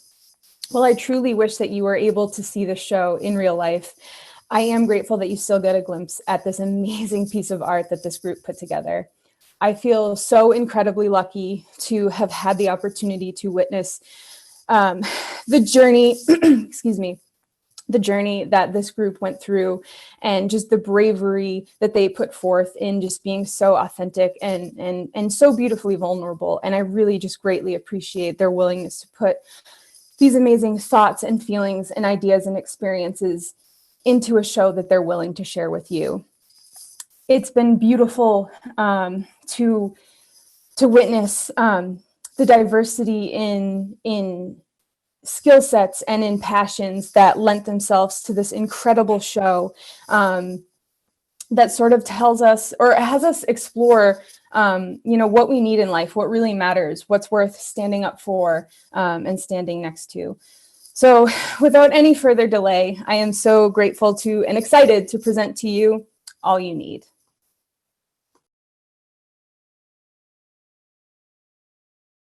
Lights come up. We see Joaquin on stage. Color. This wavelength of light is color. This spectrum of wavelengths is directly responsible for much of discrimination.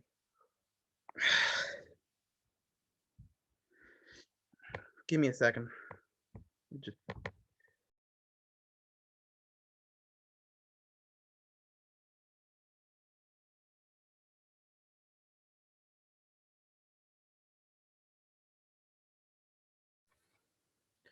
Color.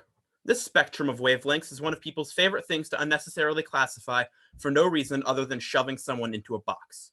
First of all, gendered colors were and still are a scam to sell more colors.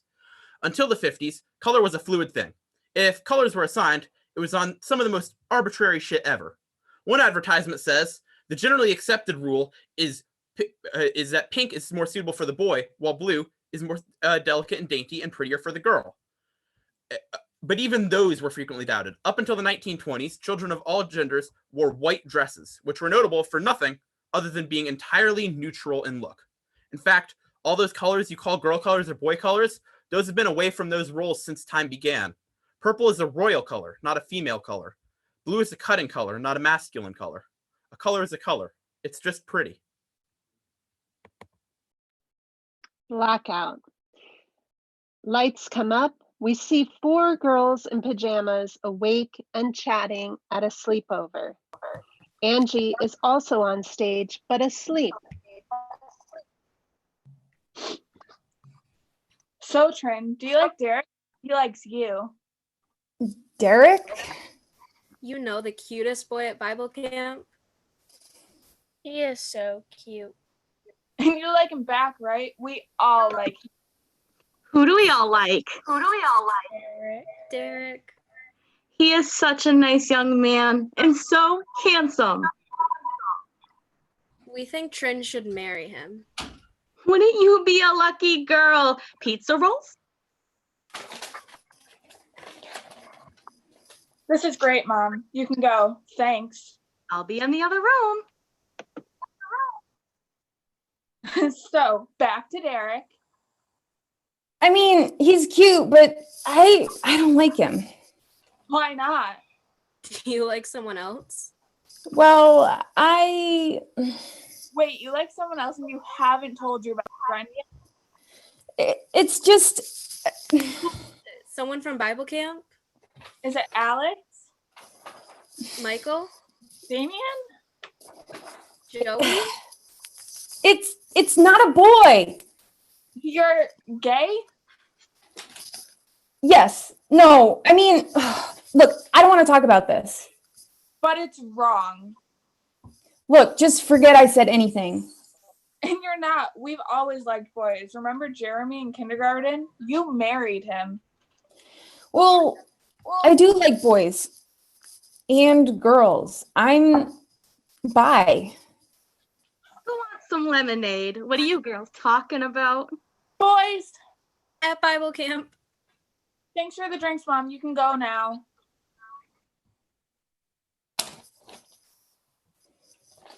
What if my mom heard you? That's why I didn't want to say anything. I knew you wouldn't understand. I think it's fine if you're gay. Thank you. But is being bi like real? I mean, it's just a phase, right? It is real. I know, because I am. Why are we fighting about this? Love is love. I agree with you. I'm just saying you have to pick a side. And no, pick a boy because you're not gay. I'm your best friend. You're not gay. Being gay is wrong. But Jesus said, love thy. Were you girls just talking about Jesus? Should we say our goodnight prayers together? Yes, that's what we were talking about, not anything else. I'm making cookies. Mom!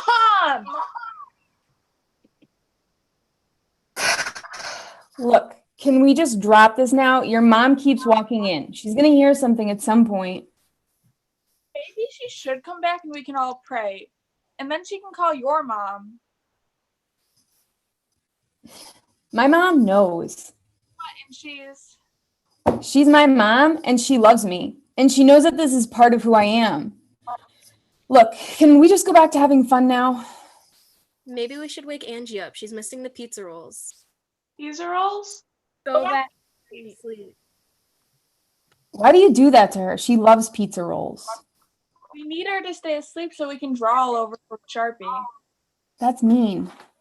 First one to fall asleep first gets drawn on. We all know that. But she's always the first one to fall asleep. So she's the only one we ever draw on. And it just seems, I don't know. Wait, do you like Angie? Oh, you like Angie. You've been staring at her all night. I didn't. I wasn't. Angie's bi too. No. One of you, I cannot have gay stuff happening at my party. Nothing is going to happen. We're all just friends having pizza rolls like every other sleepover. But at this one, you're gay. I'm bi. And I was bi at all the other ones too. And you know what? You've been my best friend since kindergarten. I was bi that whole time too. Did you like me?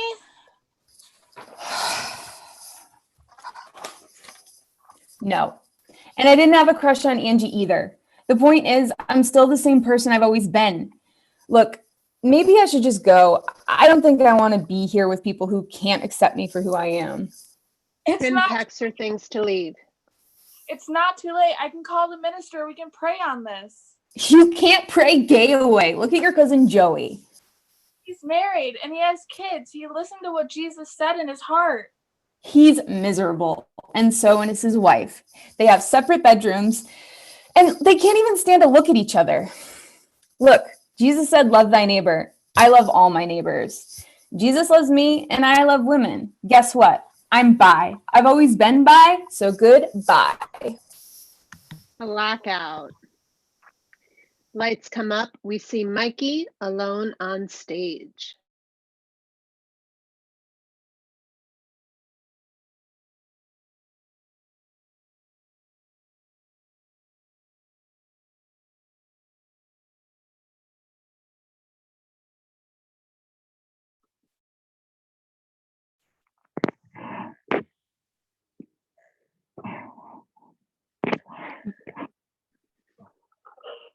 I was trapped at a school hours away from home. My silent voice but loud energy made the student body very uncomfortable. They didn't understand me, but they didn't try. Instead, they let me know how different I was. My parents warned that maybe I should stop with all the makeup and the nail polish, but every time someone told me to stop, I grew bigger and louder. But this too was received badly, so much so that the first day I wore heels to school, I got called down to the dean's office, something that had never happened in my entire life. They told me that expressing myself this way was offending their Christian population at a public school. So there I stood, friendless, defeated, and degraded. And what did I do? Put on a higher pair of heels, because if no one will see me, I will. Blackout. Lights come up. We see students in a school hallway.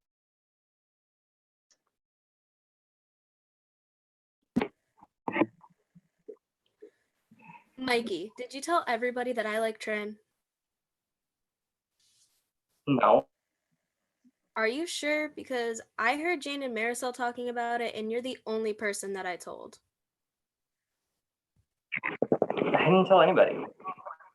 Except for Beatrice. She's my best friend. I'm your sister. I can't believe you betrayed my trust and told everybody. Technically, it was Beatrice who told everyone.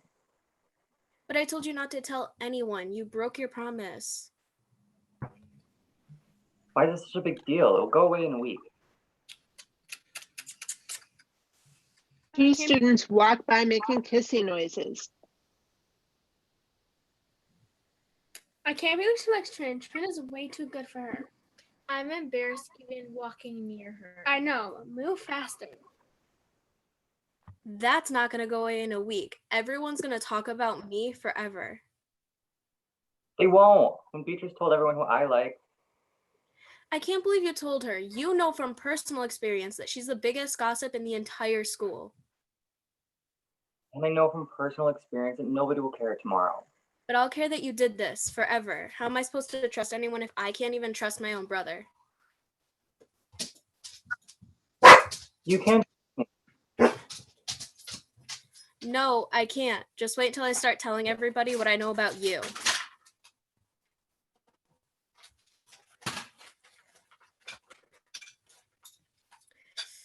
Oh my god, oh my god. Hey, Trin. Do you know what's going on? Everyone's whispering around me about me.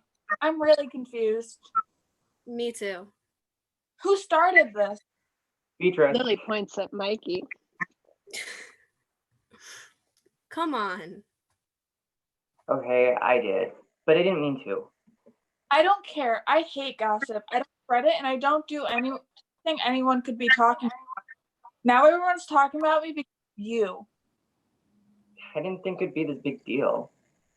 Well, it is. Is it true what they're saying? You know, I'm just...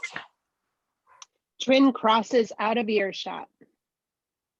See what you did? Now Trin hates me. She can't even look at me. It's not because she hates you. It's because she likes you. No, she... Do you think so? I'll talk. See what happens, and maybe I can help you, and you'll forgive me? You can talk to her, but I don't know if I'll forgive you. I'm sorry. I'm not talking to you.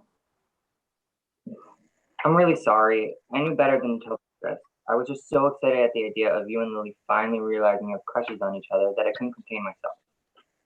Wait. It's Lily that has a crush on me? I thought you knew. Well, no, sort of. I just heard someone liked me. Someone said it was Lily, and I was like, no, we're just friends. But she has been staring at me a lot in math class.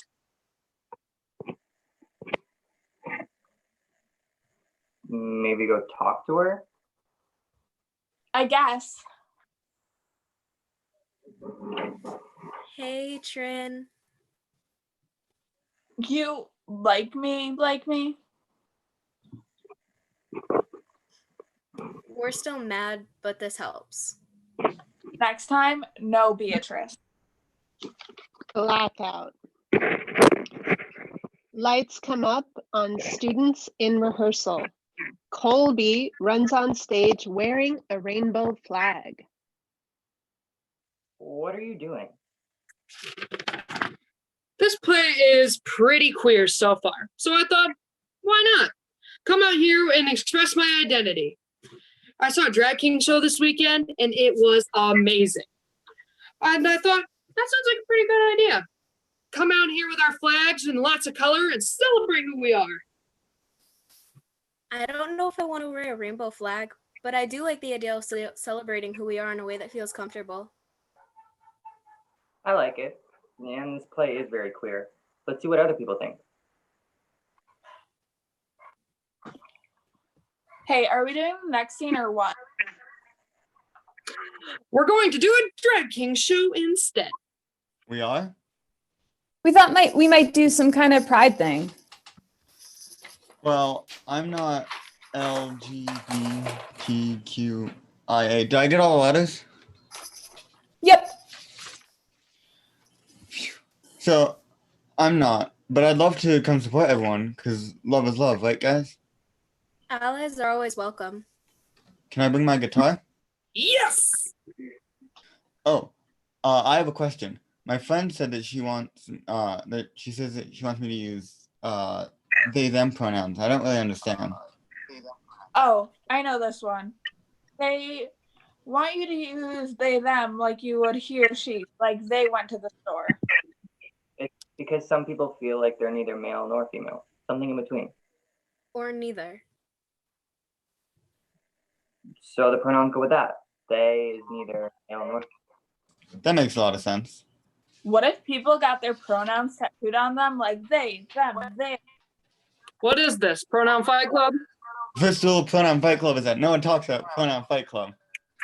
They, them, theirs. What's going on here? We're not allowed to talk about it. It's the rules. Right. Okay. So we're doing a pride celebration. Yes, after my scene. Woohoo! Blackout.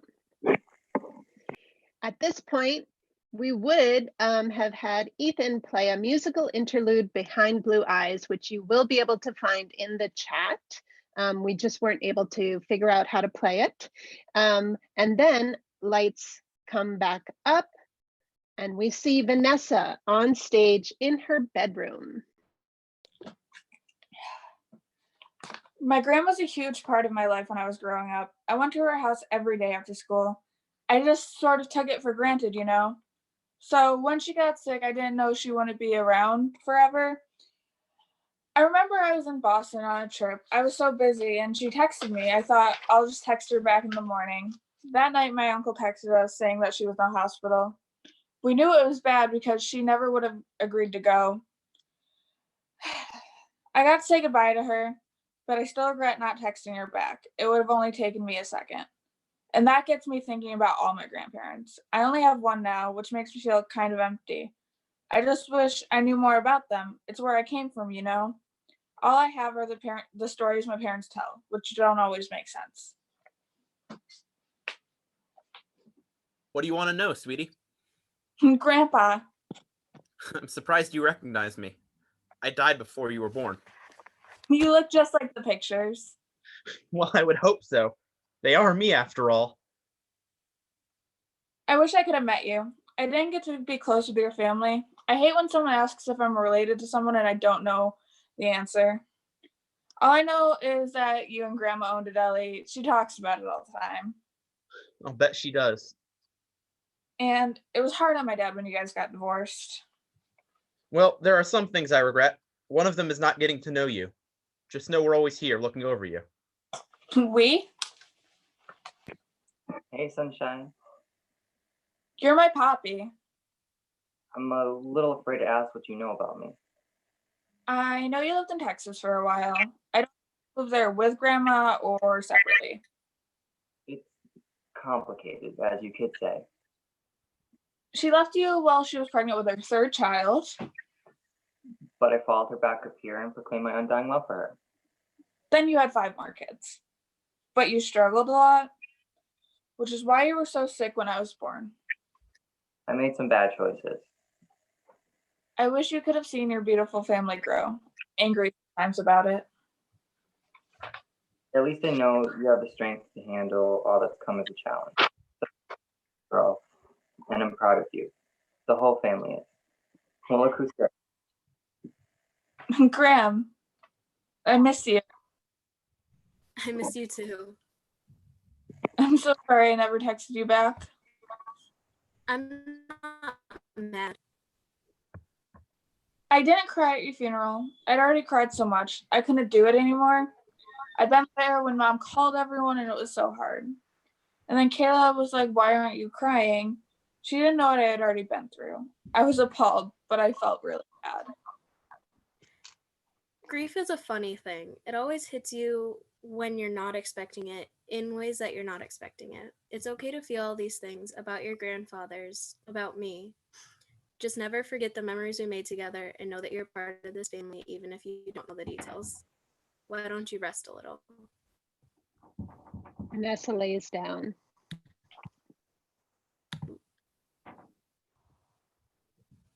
Vanessa, wake up. You're crying in your sleep, dear. I just had such a strange dream. All of my grandparents were there, and I was trying to find out what they were like because I feel like I didn't know much. I just want you to know that I'm so grateful to have you as such a great role model. I'll always be here if you need me. Now, I can tell you more about them if you'd like. I'd really like that. Blackout. Lights up on a classroom scene.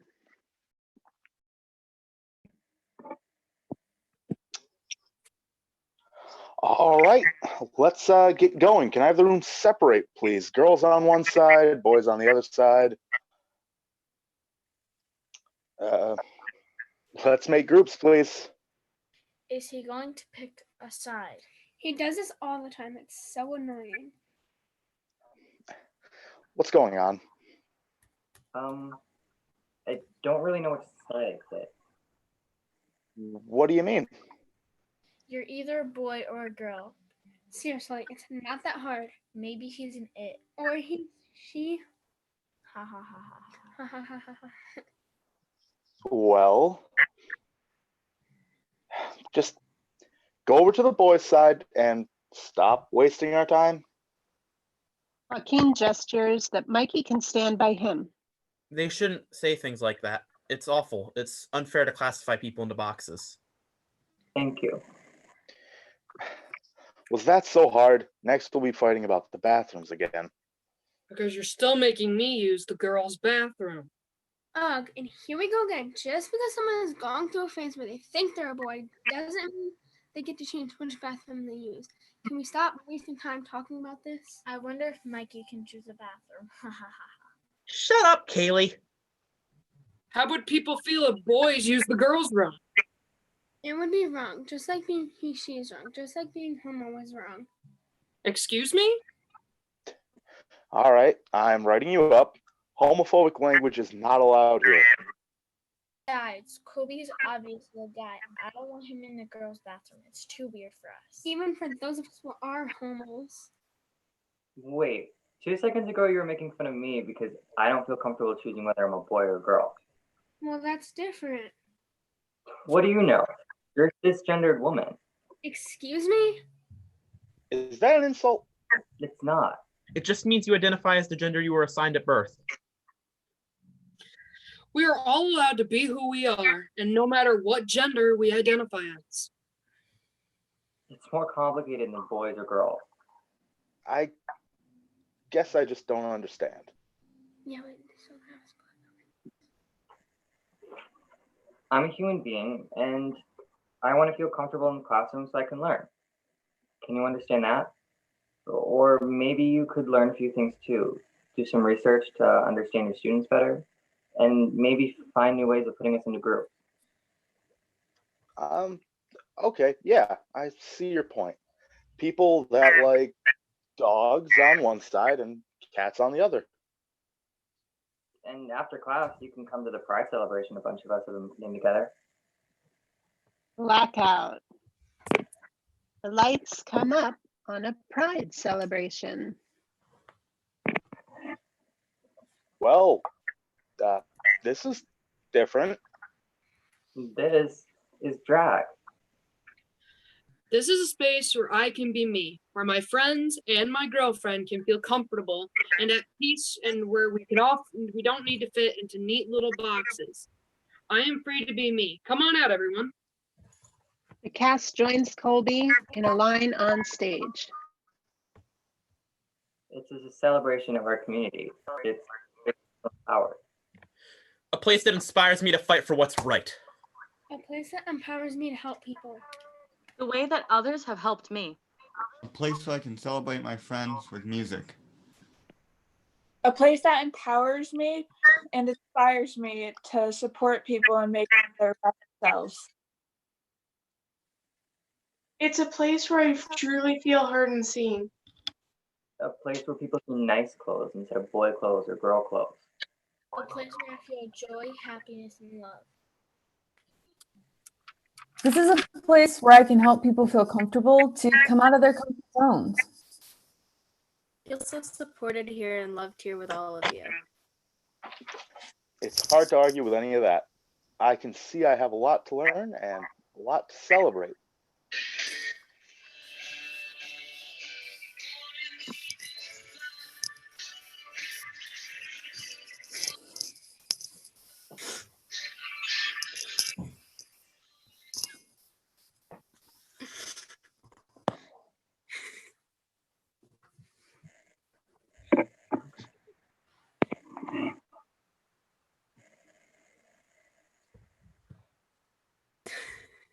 And end play.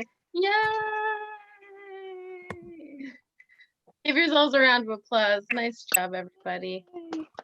Thank Don't you, disappear. Let everyone. us acknowledge you. Yay. I'd clap, All but right, I'm holding my awesome. phone in one hand. That was all you need. Yes. All right. Thank you so much, Breeze Group. You can exit Zoom and join us on YouTube. And Maths Group, you're up.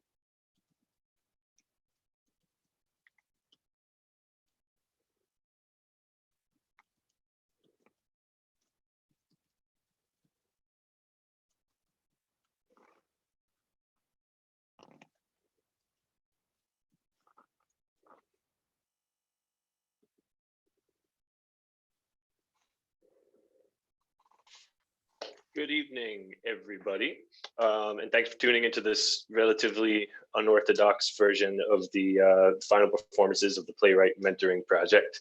My name is Matt. I'm the artistic mentor for the Wednesday night group in North Adams.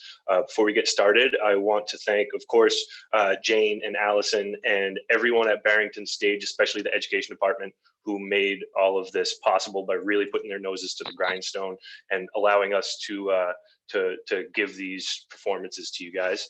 I also want to thank Lisa Tessier, who is she's the counselor for our group, as well as Jane Smith, who was our playwright, both of them very, very vital parts of the whole process. And of course, my wonderful peer mentors, John Stinson and Molly Grather, who were there for me every step of the way and there for the kids every step of the way. So this was my first year as an artistic mentor. And in addition to that, it was also the first year of a lot of our participants. So we were all in this together and we were really, really very excited to perform for folks. And then we were very disappointed when we couldn't. And now we're excited again to be able to share this with all of you guys. They are an incredibly hardworking group of young people. They exceeded my expectations, which were already high to begin with. And most of all, they are funny people. They had me in stitches on more than one occasion each night. So yeah, we hope this brings you a little bit of enjoyment in these difficult times. And before we get started, a little context for our first scene. It begins with a group photo, and that might be kind of hard to read in this medium. So yeah, that's setting the stage. And without any further ado, I give you Smile.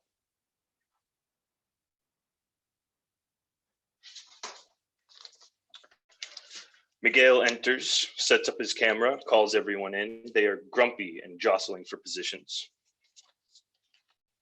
He claps his hands to get attention and gestures for them to gather.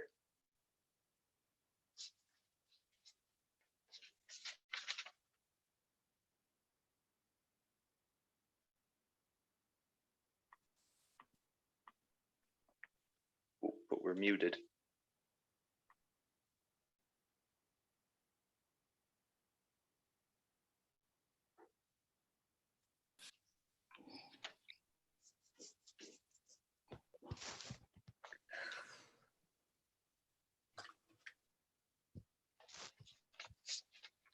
Oh shit, okay, shit. Come on out. People. Everybody ready? Years from now, when people look back, this is how you're gonna be remembered. How do you want to be seen? Grumpy, depressed? I don't think so. No pressure, but it will survive digitally long after you're all gone. 1, 2, 3, smile.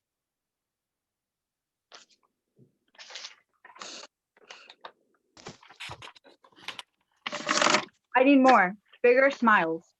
Stop fidgeting. 1, 2, 3, smile.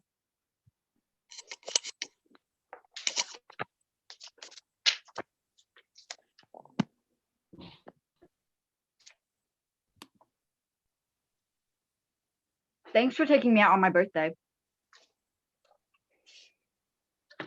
To the birthday boy. So when's Skylar coming? They should be soon. They should be here soon, but we can go ahead and order. Hey Mom, did I tell you about the solo and the chorus concert? Hey, that sure looks a little tight on you. Didn't I just buy that last week? It's fine. So anyway, we might perform in New York. That's nice, Miguel. Stop filling up on bread. Mom. Carnegie Hall. What's that? Never mind. Dude, that's awesome, Miguel. I only said that because I love him. He's Mom. getting a little. Hi, everybody. Welcome to Sally's. Can I start you off with some appetizers and drinks? A big mixed salad for the table, a glass of Chardonnay for me, and Coke, please. A water for him? Coke. Water. Coke. A Coke won't go with your meal. Jesus, Mom, how old am I? You're 16. Happy birthday. Hey, You made it. Thank God you're here. I wouldn't miss it for the world. Hey, Sky. Hi. And for the rest of the table? Cappuccino. One for me as well. You know, if you're getting the cappuccino, you just have to get the lobster bisque. I know it sounds weird, but you gotta trust me. It's the best. Oh, definitely. I'll get that instead. You think with all that cream? It's so rich. I thought you said I could order anything I wanted. Absolutely. I just don't want you to get sick. You know how your stomach is. And obviously, if you're getting the bisque, you just have to upgrade to unlimited breadsticks for only $2. Absolutely. And anyone else for appetizers? No? Okay, I'll be right back. Dude, Miguel, stop looking so sad. It's your birthday. Smile a little. Yeah, That's more like it. Oh my God. Is that? No, it couldn't be. Did Sister Seth seriously just walk into this restaurant? Who the hell is Sister Seth? Dad, only like the most famous makeup artists on YouTube. Oh my God. Seth enters looking fabulous. He notices the table over. He waves politely and double takes at Miguel. Oh my God, you are so beautiful. That bone structure. I'm sorry, I don't do this thing, but could you stand up so I can get a better look of you?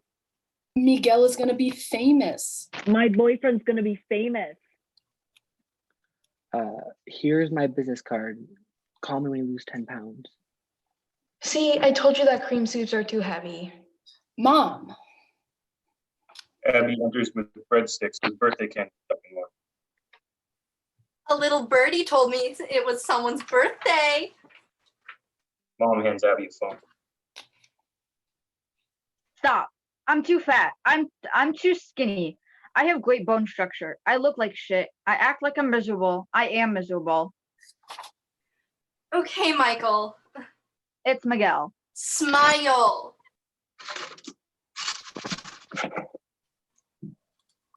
Blackout. Lights up on scene 4. Setting outside a party. Leila and Jade chatting. Enter Molly. Hey Molly, this is my friend Stephanie. What's up, Steph?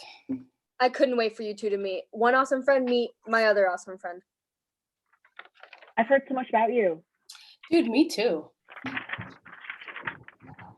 This party's lame. And the music kind of sucks. The food is pretty absolute crap. I'm freezing. Oh, you're cold? Do you want my jacket? Oh, yeah, thanks. You're a lifesaver. Nice jacket, by the way. Thanks. I got it for Christmas. Oh, nice. Check out Shanine. Oh my God. Shanine is great. How do you know Shanine? From that food fight. We were on the same team. Oh my God, that food fight was epic. You want to see some pics of me and Molly when we were little kids? Yes. Oh, we were so cute.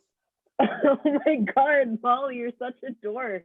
I know. I never look the same in pictures. Your hair, it's so curly. Oh my God. I know. Kind of crazy. I mean, in a cute way. She hasn't changed at all. Guys, this was from like 6th grade. Come on. 5th grade. Whatever. I hate the way I look in pictures. Some people are just naturally photogenic. I gotta go to the bathroom. I'll be right back. Don't fall in. Ha ha ha. Wait, scroll back on your phone. Yeah. Was that a picture of your dog? Oh yeah, it was. She's a mutt. Oh my God, so cute. What kind of dog? Half lab, half golden retriever. Oh my God, adorable. I know. Hey, do you want to take a selfie real quick? Yeah, of course. Smile. I always knew you guys would get along. And blackout. And lights up on the next scene, the parent salesman.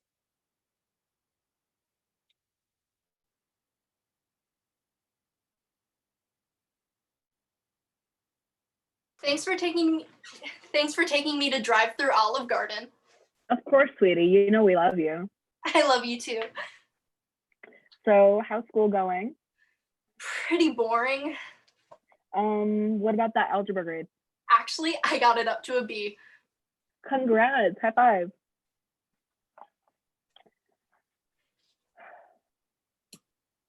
Where's that smile? You doing okay, honey? Yeah, I guess. Feeling Make car sure- sick? Make sure that we're on that window. It's not that. Do you want to talk to us about something? What's going on? Yeah, actually. We're all ears. I'm gay. What? What? Are you trying to get us killed? Did she just say she's gay? I'm gay.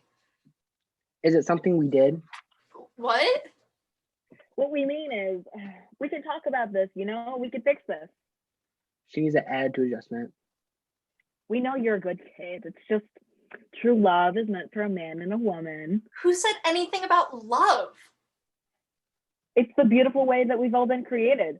For example, look at me and your father. Tell me about it, Jesus. Enter customer service, who snaps their fingers and steps into the scene. So, you're having problems with your parents? Yeah, I'd like a refund. What seems to be the problem? They're homophobic. Ooh, I see. That's tough. Of course, you know they're only the base model. Would you like to upgrade? Yes, please. I think this next couple will really work out. Meet the Jacksons.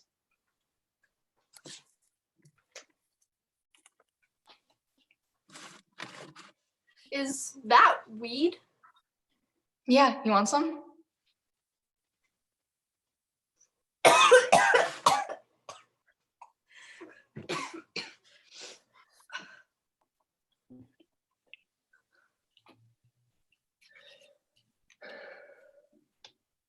I can't wait to get these breadsticks, man.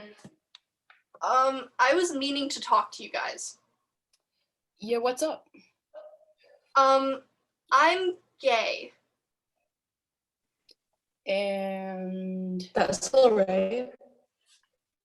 so, sweetie, are you the pitcher or the catcher? I don't know what that means. What? Right. Do you like eating breadsticks or do you like the breadsticks eating you?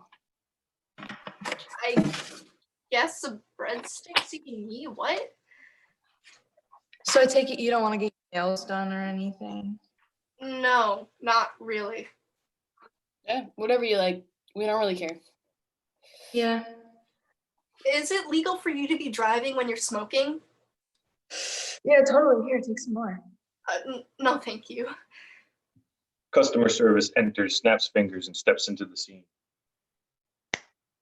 So, what do you think? What a shit show. Well, would you like to try the premium membership? How much does it cost? It's negotiable.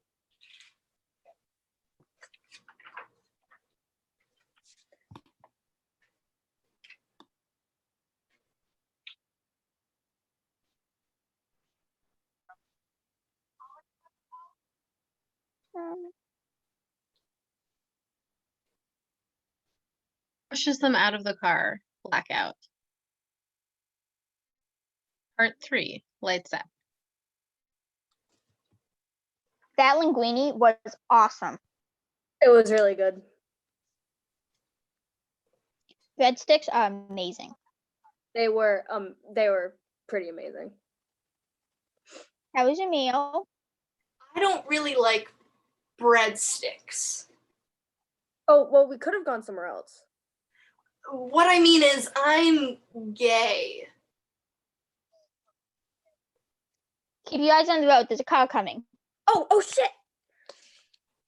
Trying to get us killed? How is that my fault? Slow down. How's school? Good. Yeah. How's the report card look? I'm getting straight A's. Good job. So I was thinking, you want to go fishing next week. Sure. We can watch the playoffs. I hate it. Order a pizza. And Did you hear what I said? Are you even listening?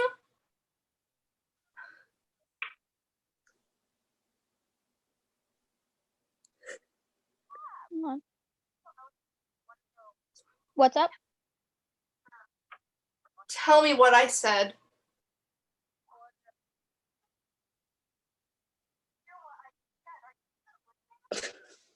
You like pizza? Yeah. Hello, Dad, I'm gay. Oh, I don't want to hear about it. But What we mean is we don't want to hear about it. you're my parents. We don't care what happens. Just be safe. Ooh, McDonald's! I need a milkshake. Does like anybody else need one? Car salesman enters, snaps fingers, and steps into the scene. So, what do you think? No. Well, which set of parents would you pick if you had to choose one? I want my real parents back. The parents you had in the first place? Yeah. If you're sure. First set of parents enter the car. You're still our daughter, This goes against everything we believe in. but know that we still love you and we never want to push you away. I know. We'll try to understand. I'm trying to understand too. Well, We'll all do our best. That's all we can do, right? right. Because we're a family. Car swerves. Jesus, would you keep your hands on the wheel? I can't help it if I get emotional. Blackout. And lights up. Setting is a school way in the lockers, school hallway. Did you see that picture I posted the other day? Oh yeah, it's great. Yeah, the one where you were holding Stephanie's hand. Oh yeah. We were sitting by the fire talking about life. Great. Yeah, that's so cool. You know, I didn't know you were gay, but like that's still pretty cool. Wait, what? I thought you were dating that guy, but like I'm so happy for you. Wait, no. I am dating that guy. I'm straight. That's not what this comment says. Let me see that. That's bullshit. That's also not what Stephanie told me either. Wait, what? I'm straight and she knows that. I guess the truth hurts. Enter Stephanie.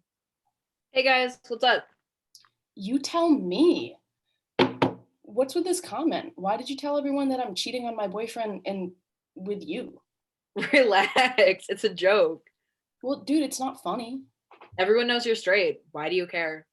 Dude, it's not about being straight or gay or anything else. Just stop using me. Nobody's using you. Dude, you don't get to mess with who I am. I don't get why you're so upset.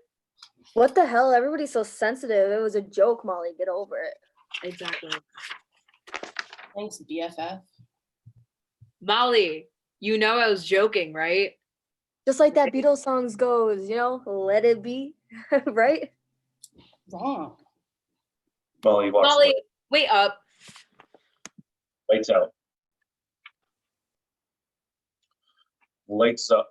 The setting is a bridge. Delilah is leaning over the railing, looking down at the water.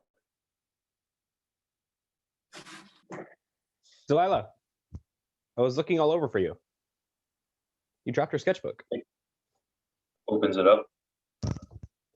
Cool drawing. He Delilah, tries to hand. talk to me. Delilah leans further over the railing. Hey, what the hell are you doing? I'm tired. What does that mean? I'm tired of everything. I know things get tough, home, school, but it's okay. We'll figure it out. I'm really tired, John. I'm done. Done? That's bullshit. You're strong. I give up. Wait, what the hell is that supposed to mean? I give up on myself. What? I haven't given up on you. Seriously. Everybody else has. That's not true. My mom doesn't even talk to me. All she does is scream. Your mom loves you so much. Then why doesn't she just shut up and listen?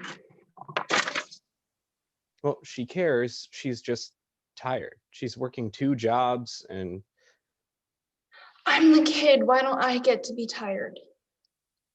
you do get to be tired.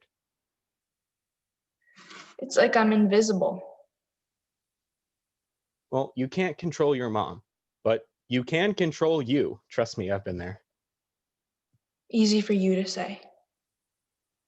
Look, I'm here for you. You know I'm here for you. Hey, Delilah, do me a favor. Go away. Sorry, I'm not going anywhere. I know you're feeling helpless. Leila takes a step back from the bridge. But I'm here to help. She continues to back away. Let me help. Am I ever going to feel better? I'm upset all the time. This is your life. You're in the driver's seat. Everyone and everything upsets me. Well, you shouldn't let anyone or anything take away your power. Come on, I'll help you come up with a plan. She takes the notebook from John. It's weird. It's like the only time I'm not upset is when I'm drawing. So why don't you start by drawing? Like that's going to fix everything. Well, no, it won't. But it's not about one thing that's going to fix everything. It's about taking small steps away from the ledge. Delilah starts drawing, and the lights go out. Lights come up on a dating show.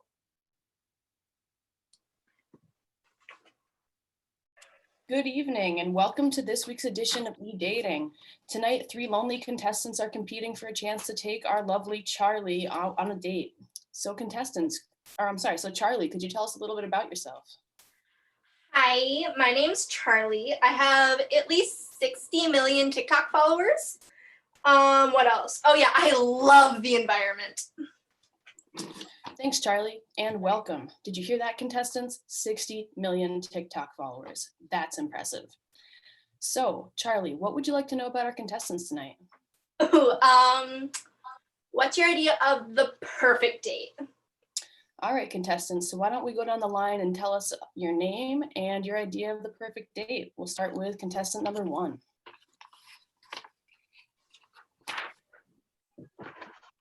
Hi, I'm Tyler, and my perfect idea would for a perfect date would be cuddled up on a big soft couch with a bunch of big blankets and hoodies, watching the best show ever, Friends. All right, so Tyler will give you a cozy night in on the couch. And next up, contestant number 2. What up? I'm Chad. I treat you good. We get some food. Come back to my place. Netflix and chill. Some back rubs, you know. Okay, great. Thanks, Chad. And moving on to contestant number 3.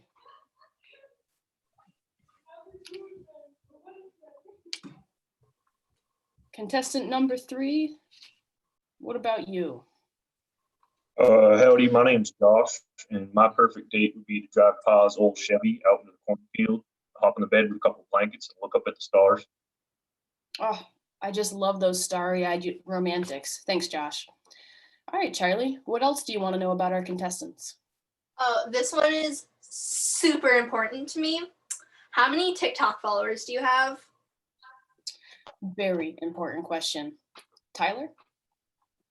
Well, I only have like 19 at the moment, but I'm working my way up and I'm trying super hard. Oof, that's gonna cost you. How about you, Chad? Actually, my TikTok doesn't have a profile picture, no followers, and somehow I've gotten blocked by half the girls that I've sent pics to. Ooh, why would anyone block you, Chad? Weird. What about you, Josh? How many TikTok followers? Well, I only have one follower, and that'd be my mom. She loves all my homemade songs. Oh, a songwriter. Wow. Do you mind if we get a little sample? I've got laryngitis. Oh, what a bummer, but truly touching stuff. Homemade songs, Andy loves his mom. She must be very proud. All right, Charlie, what else do you want to know about our contestants before we make your big decision? Ooh, what do you do to help the environment? How about it, contestants? Tyler? Well, like my mom has one of those recycling bins in our kitchen, and I always make sure to wash off everything before I put it in. I just hate to think of all those poor little sea turtles and fishes getting stuck under all getting stuck. Oh, me too. Chad? Environment? I don't use condoms. Does that count? Sure. Josh? I spread cow manure. Do you care to elaborate on that? Like everywhere. Okay. And Charlie, that's all of our questions for the night. Have you made your decision yet? I think so. All right then, folks, don't change that channel because we'll be right back after this commercial break to find out who the lovely Charlie picks for her date. Enter the car salesman.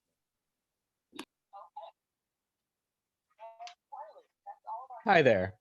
Do you have problems with your parents? Do they not understand you? Do they not listen? Do you find them overly controlling? Well, if you call 1-800-NEW-FOLKS, we can get you a new pair of parents today. That number again is 1-800-NEW-FOLKS. Call us and get a new set of parents. All right, and we're back. Don't keep us waiting any longer, Charlie. Who's it gonna be? Well, Tyler seemed like nice and super sweet, but the 19 followers living with his mom and Mike, he's gonna kill my image. I think I'm gonna have to go with, wait, oh my God, my boyfriend just got uncanceled.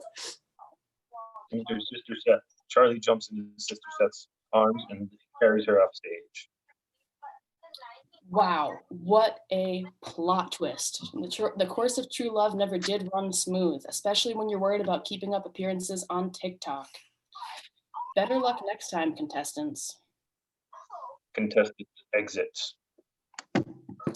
That's it for this week's episode of E-Dating. See you next week and good night. Lights out. And lights up on the cast and the photographer as they were at the beginning of the play.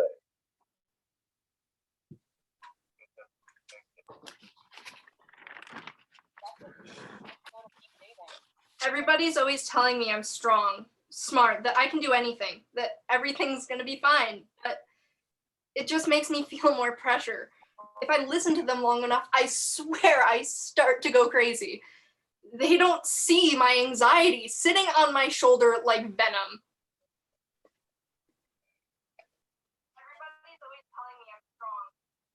Eat, dumbass. Go get food.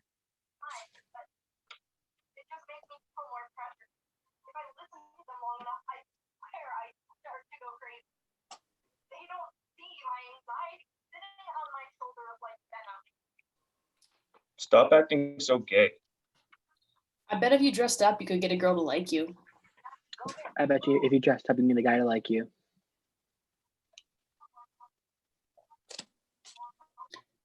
They don't like me, I don't like me, but I'm trying. You're only 16. What do you have to worry about? Knock it off. Put a smile on your face. You suck. They don't like me. I don't like me, but I'm trying to.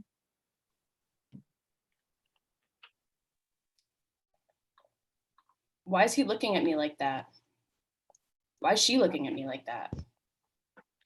Why is she smiling? Why is he telling me to smile?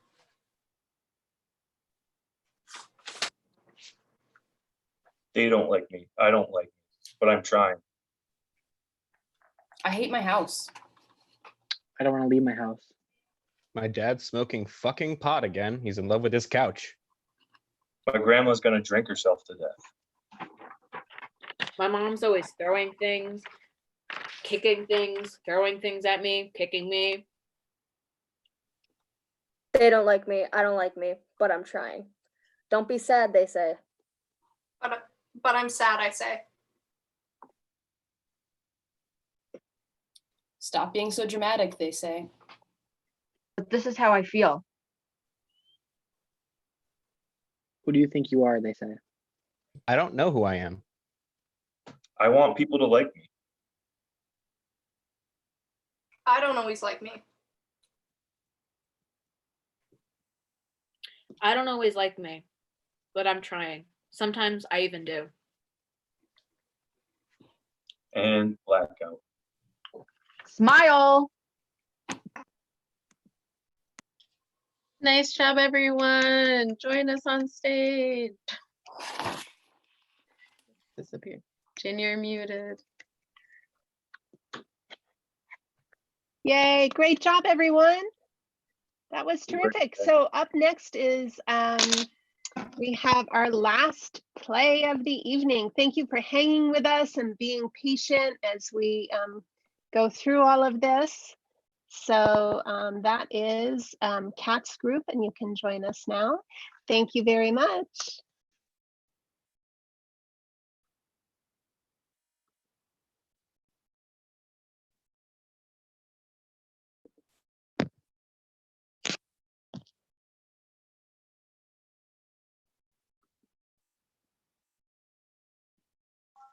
So that is Kat's group, and you can join us now.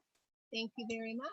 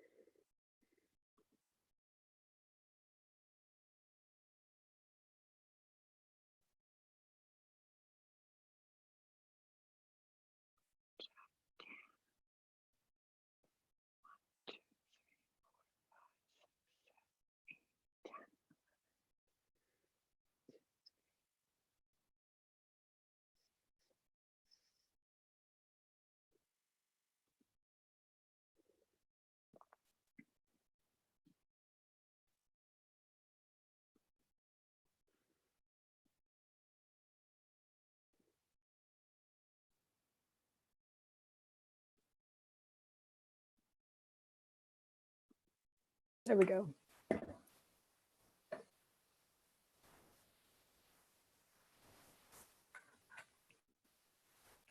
Is everyone here?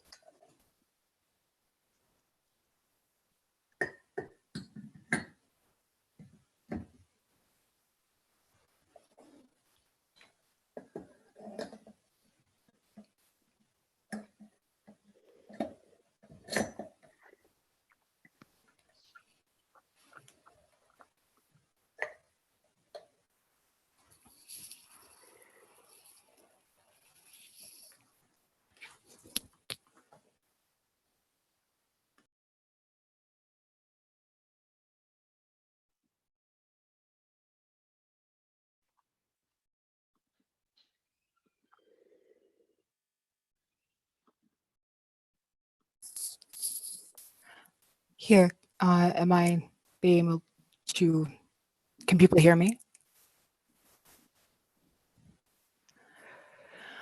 Okay.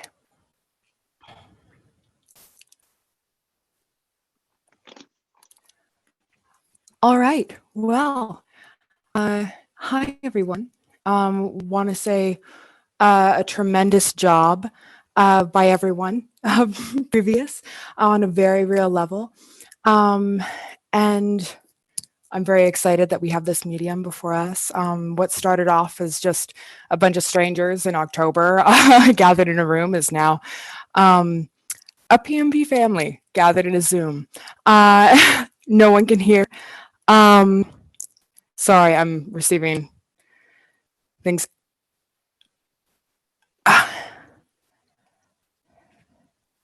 Okay, good.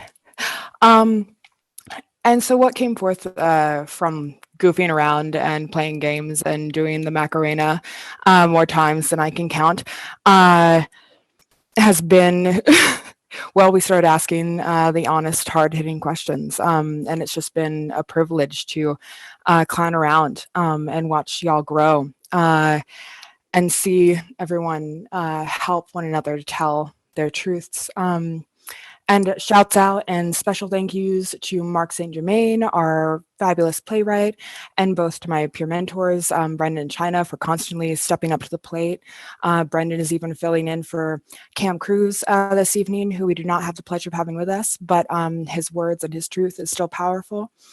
And of course, to my cast and y'all who are like the very heart of this show. Y'all are some of the most courageous and creative and talented individuals I know. And it's funny because in a world where at the end of every headline is some sort of catastrophe, breaking news, if you will, y'all give me hope that maybe your generation, it might even be part of my generation, I don't know, is going to change all that. And so before I get too sappy and all that jazz, here is Just Maybe. Okay. Thank you.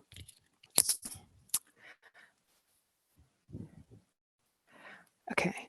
Ooh.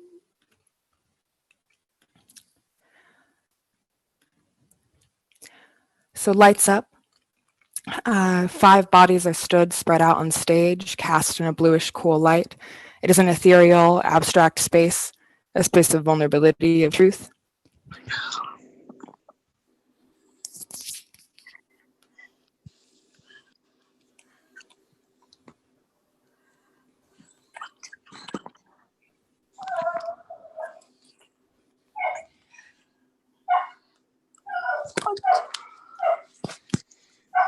I'm afraid of the future.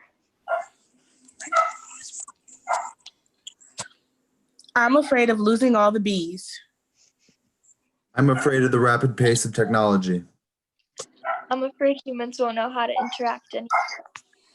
Lights change, warm-toned, homey.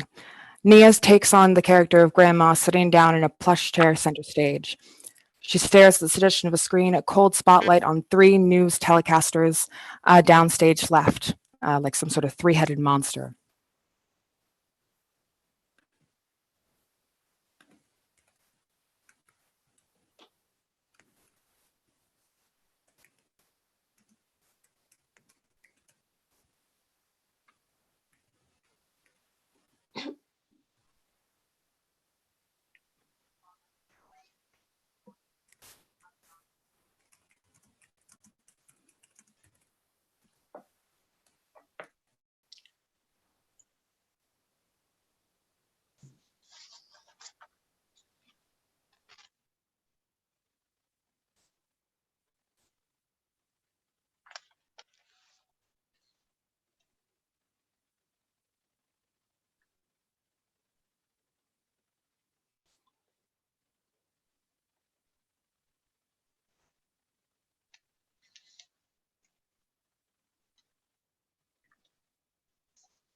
Breaking news. Breaking news. The last bit of the polar ice caps has officially melted. That's right, kids. North Pole is no longer. Santa has gone straight down to Atlantis and he's swimming with the fishes. Breaking news. Gun violence has risen 25% over the past 18 months, and it does not look like that's going to turn around anytime soon. Breaking news. Climate change has reached an official state of crisis. gas masks will be delivered to your individual respective homes. The amount you listed on the survey 2 days ago will arrive in 3 days' time. Until then, we advise you remain indoors. Breaking news.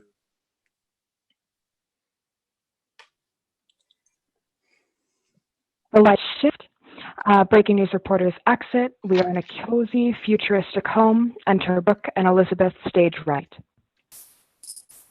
Hey, Grandma. Have you seen Hannah? We're getting ready for a double date. Seen Hannah? Have you seen the news?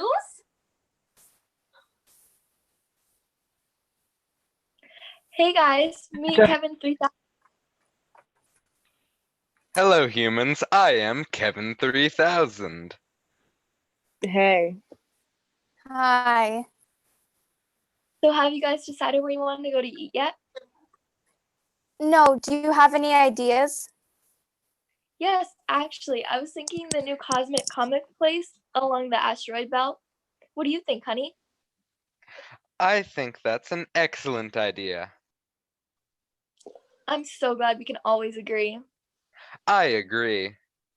I don't know about that place. I haven't heard great reviews from there. Oh, really? I've heard the exact opposite. The food there is supposed to be amazing. Well, forget the food. The service is terrible. The waiters are all robots and they've been treating the customers rudely. Bad If they're robots.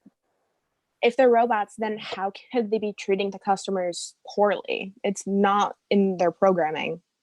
I'm so glad we can always agree and don't have to deal with these petty little problems. I agree. Completely. So wonderful. I agree again. It's because your boyfriend is a fucking robot. How could you say that about Kevin?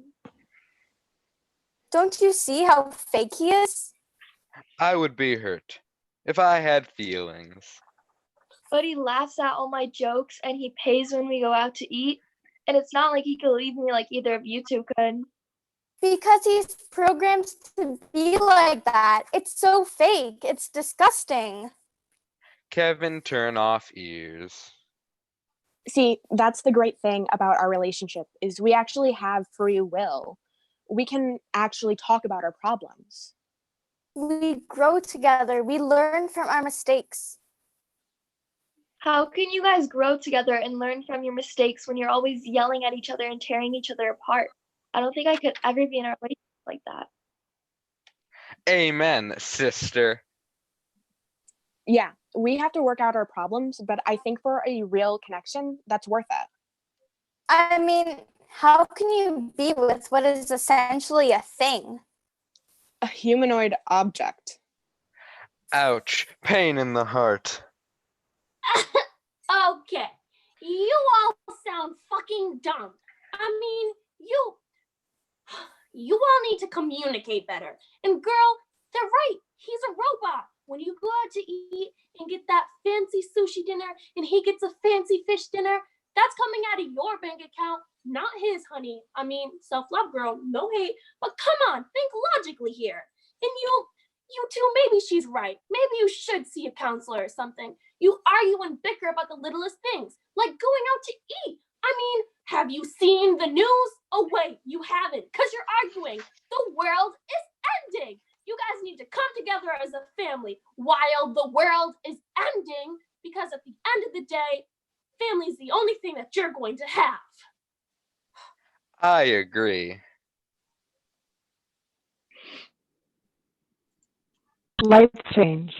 We are back at true blue space of vulnerability. 4 bodies are stood on stage in a dynamic shape. I'm afraid I'll let the stereotypes define me.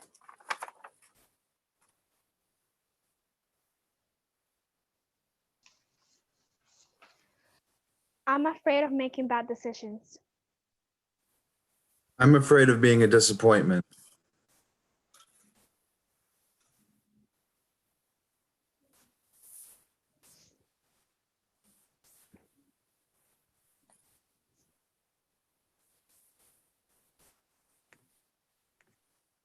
I'm afraid of being lonely.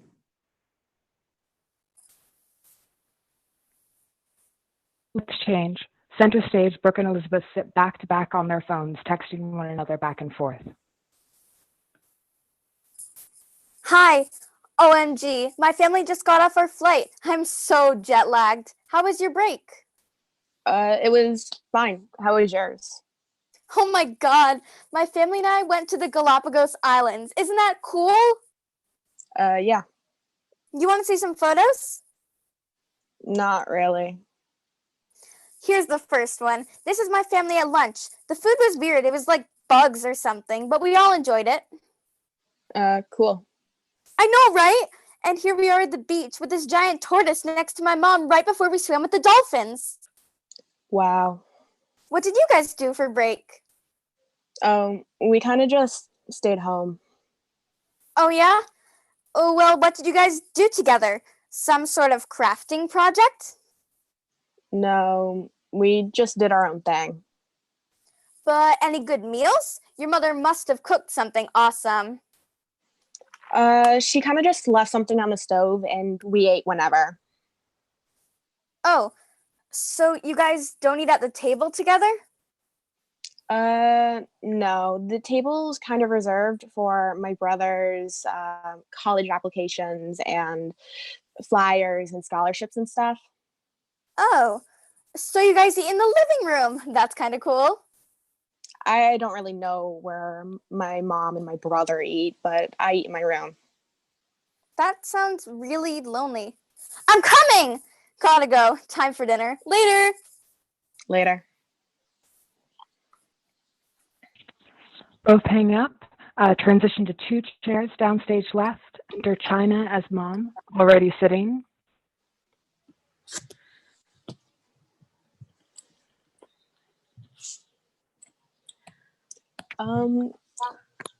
Hi, Mom. Hi, come sit down. Okay, so I was wondering if we could eat at the dinner table today. The dinner table? Yeah, I was thinking maybe we could push Tommy's stuff off to the side and eat together. I mean, is that something that you really want to do? Yeah, I think it would be really nice to eat as a family. With your brother's stuff on with your brother's college deadlines coming up, we won't have time. Well, I think you could just take like 5, maybe 10 minutes just to eat together, right? Is that something that you really want to do? Yeah, I think it would be great for us. You usually eat in your room. I thought you like eating in your room. Not really. I mean, it's nice to be alone every once in a while, but it would also be really nice to eat with the family too. You've never said that before. Where is this coming from? Well, I just see my friends, these photos of my friends and their family, and they just look so happy on these exotic vacations. And I'm not saying we need to go anywhere, but gosh, when was the last time we ate at the dinner table together? Didn't we just eat together the other day? No, Mom, that was 2 weeks ago. I mean, I guess we can give it a try tonight. Really? Yeah.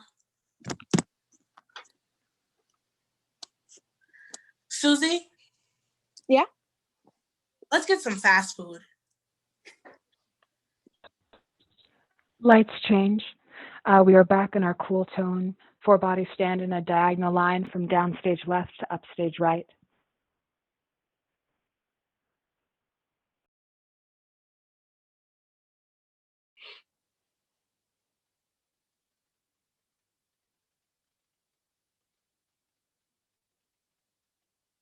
I was scared when the roller coaster started going backwards.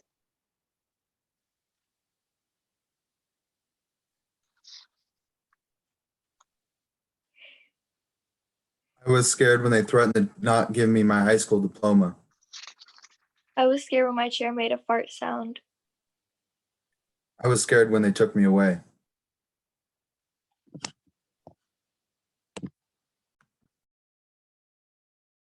Lights change. We are back in a home.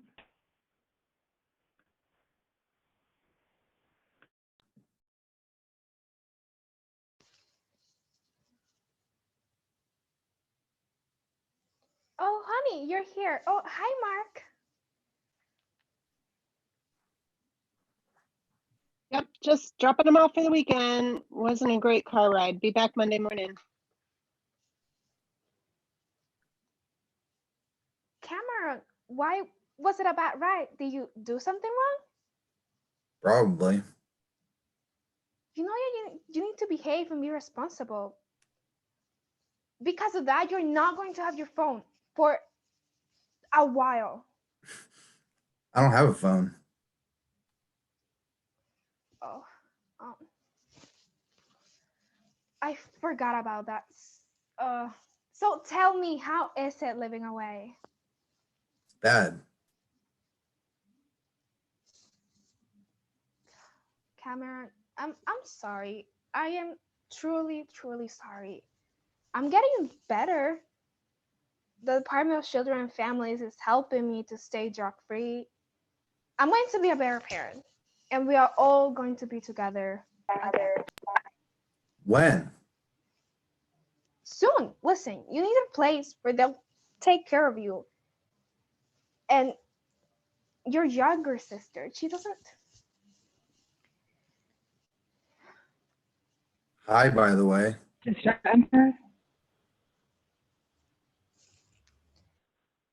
Mom, stop talking about me, and also tell Cameron I say hi.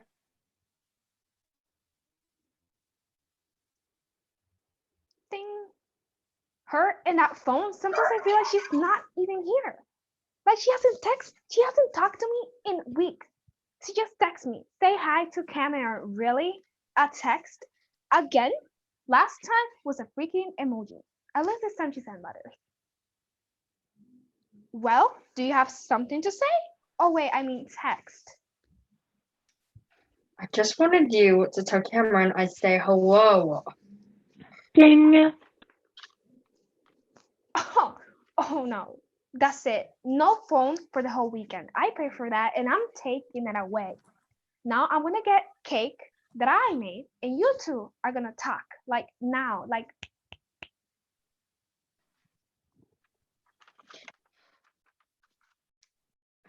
Okay. So, what's your favorite color and stuff? What? I mean, like, how's the program? Like, why do you only come on weekends and stuff? Because I'm not allowed to be home a lot. Oh, what's the program like? Horrible. Can't do anything.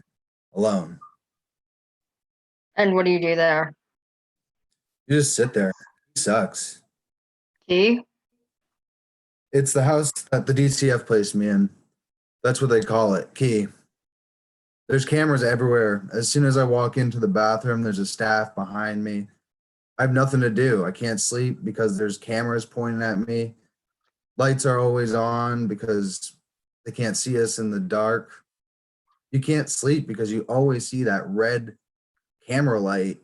I can't eat as much as I want because it will be against the rules. I can't go out by myself.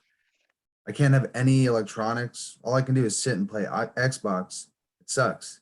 I can't do anything by myself. It's an independent living skills program, yet I can't scoop my own ice cream. Really? We can't even have a phone. No phone? Are you kidding me? Are they sadists from hell? Yeah. So what's the place look like? Like a normal house on the inside. There's a bunch of inspirational posters everywhere. And what do the posters say? Mindfulness, using DBT skills, fire hydrants. Why are there... Don't ask. So what else goes on in there? Just drama. Like what drama? Just so-and-so did this and so-and-so said that, or staff did something they weren't supposed to do. And what do you do? I try not to get involved with any of it. Mom re-enters with cake. They all commence to eat it. cake, eat it, enjoy it, and give me your phone. Wait, what if we like wrote down what Cameron was saying about his story and like about all the other people's situations who are like this. Like, spread awareness and use the hashtag to spread it around. What kind of hashtag should we use, Cameron? I don't know. Want to tell me what to write? That I should be spending time with my mom because people don't live forever, and I'm spending a good part of the key program when I should be with her. And hashtag. Hashtag key program sucks. Okay. Stop right there. No, absolutely not. Cameron, what's the hashtag again? Lights change. Transition. Lights change to a cool tone. Two bodies walk from each side of the stage, meeting in the center. I'm scared of offending someone. I'm scared of judgment. I'm scared of rejection.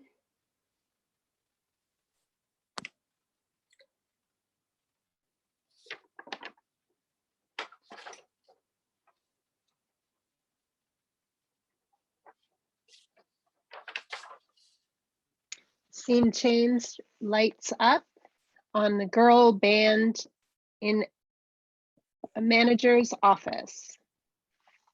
There's a sound of a door buzzer. Yeah, come in. 5 girls enter in a fit of giggles and excitement. In a subtle wave of the hand, Brendan sends them towards the seats.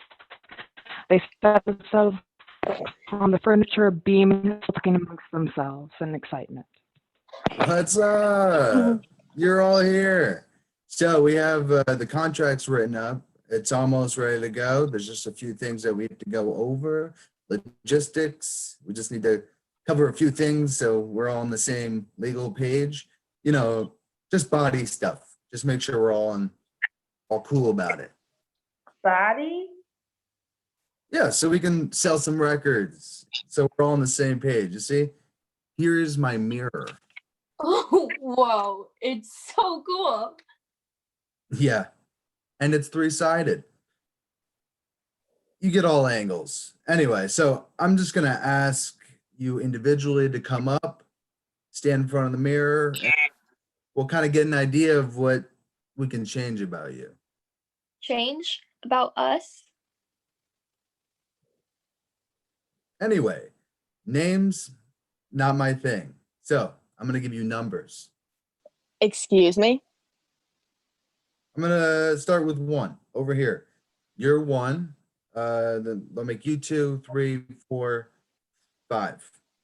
And I'll call you up in order. So 1, if you want to start, just stand in front of the mirror. Go ahead, girl. You got this. All right. Walk center stage. All right. So I was thinking, definitely what we could work on here is lose the hat, little crop top, something edgy, maybe some holes in your pants. I'm not really comfortable with that. Listen, I know. Don't touch me. Okay. I'm a professional. I know what I'm doing. Look at this. These are the other bands I manage. Gold, gold, gold, 1 more gold, and a platinum. Yeah, I think she should start doing some sit-ups. So anyway, we'll come back to you. 2? Such an asshole. Yeah, so 2. I'm thinking we'll get a little bit of food plan going to get those carbs, get some carbs in you, eat some healthy stuff, some salads, get a little more carbs in your diet so that you can have like that curvy image, it sells records, it's all about the body stuff. Okay. Anyway, also the ponytail, lose it. I don't think it's in. I don't really like it, but that's just my opinion. Well, let's go 3. 3? If you want to come up, All right, 3. So I'm thinking we'll bleach your hair. Do you know how damaging bleach is to hair? There's no way I'm doing that. Your outfits are not great, but I have a stylist. What the hell is wrong with you? A stylist? Maybe you should get one, buddy. He could not talk. Everyone stand, starts. This is ridiculous. I can't believe it. Look at his hair. Yeah, really. You guys, you want to be famous? I Though? think his hair looks fine. You know what? Let me go. Let's see what he has to say. Yeah. So 4, actually, I do have something to say to you, but I was gonna save it for, save it for the end. Maybe if I could go with 5 first, and then we can get back to you. Okay. So 5, I was thinking maybe we'd straighten your hair, because that's kind of what's in now. Yeah. Yeah. Definitely more makeup. Yeah. You have to imagine yourself on that bus, It's in the contract. You'll see it. Yeah, so in the gym, maybe more squats, work on that body, tighten everything up. It's all about the image. Yeah, I get it. You're great. So 4, if you want to come back, this isn't easy for me to say, but I'm here to create superstars, and you just don't have it. What's it? The it factor. We sent you our vocals and they were tight. Your vocals were a little bit off. What's wrong with her vocals? And I thought about putting you in the back, but I think I'd rather just cut you. Excuse me? No. She is an integral part of our team. You can't just cut us. Her. Yeah, you can now cut no one out of our group. No, you can't. Watch me. You're cut. She's cut. You're cut. You and you're in my band. Yes. Not so fast. You come over here and face that mirror. Just do it. Now turn in a circle. What do you think? Looks a little chunky to me. He has lard in his butt. Greasy hair. Bad skin. Bad posture. And stinky aftershave. I'm not wearing aftershave. Oh, that's even worse. Let's go celebrate. Celebrate what? That we're not in his band. They high five and exit.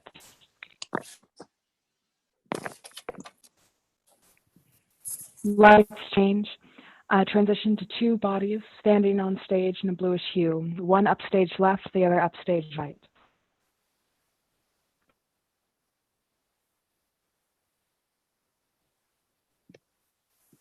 I was scared last year when I got stuck in one of those baby swings.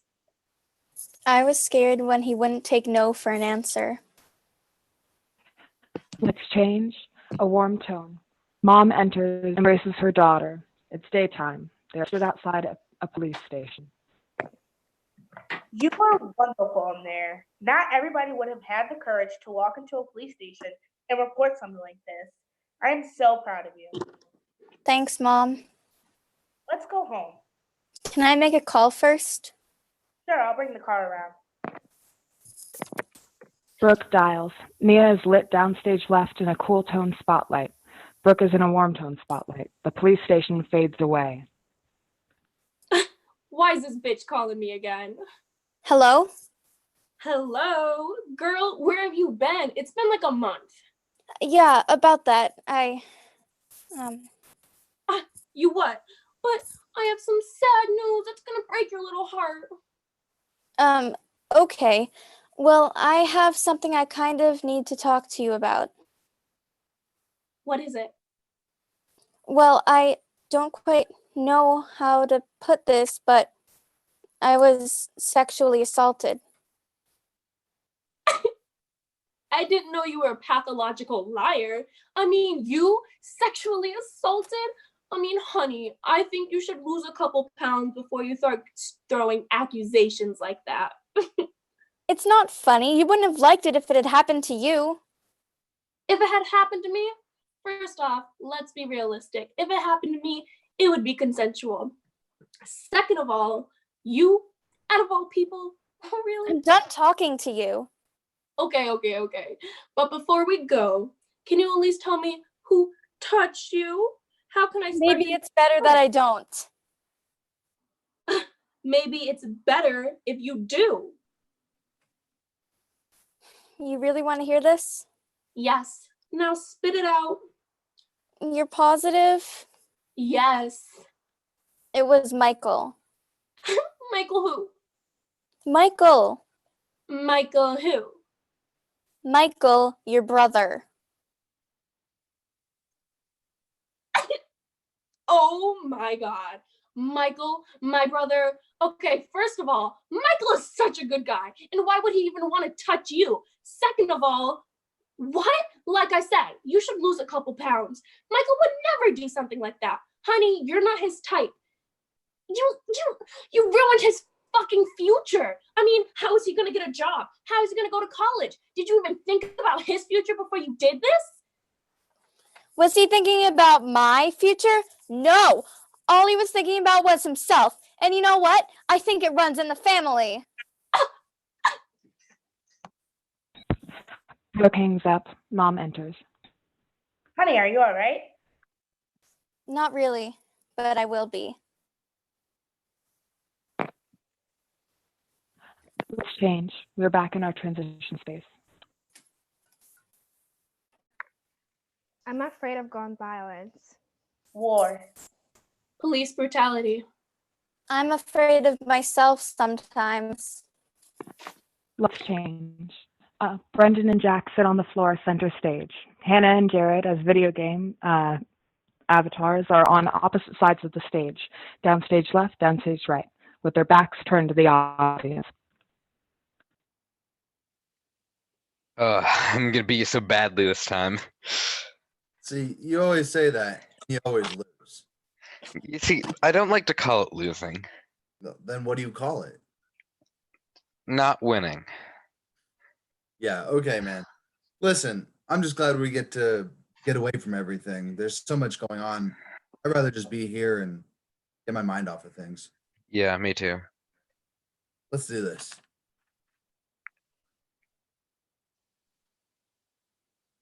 Three, two, one, fight. Yeah, come on. Kick. Oh, come on. Beep, beep, beep, beep, beep, beep, beep, beep, beep, beep. Wait. This isn't working. Why isn't this not working? What? Wait, it must be glitching or something. Why are we doing this? I don't even freaking know anymore.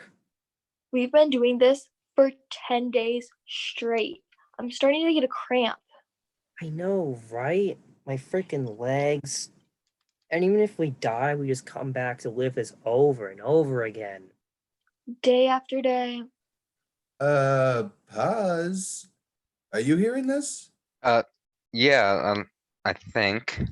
Do they talk? I thought this was just fighting. Yeah, me too, but I mean, apparently. Apparently they're exhausted. Yeah. Well, that was weird, but maybe I'm dreaming. Well, must be some glitch or something. Hit me. What? Hit me. Ow! I said hit me, not break my shoulder. Well, I mean, at least we know you're awake now.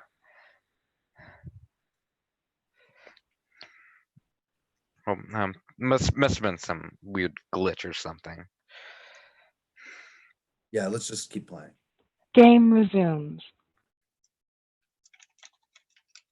I wanted to be a ballerina. And if those two went out and got a life every once in a while, I might be able to do that. Same.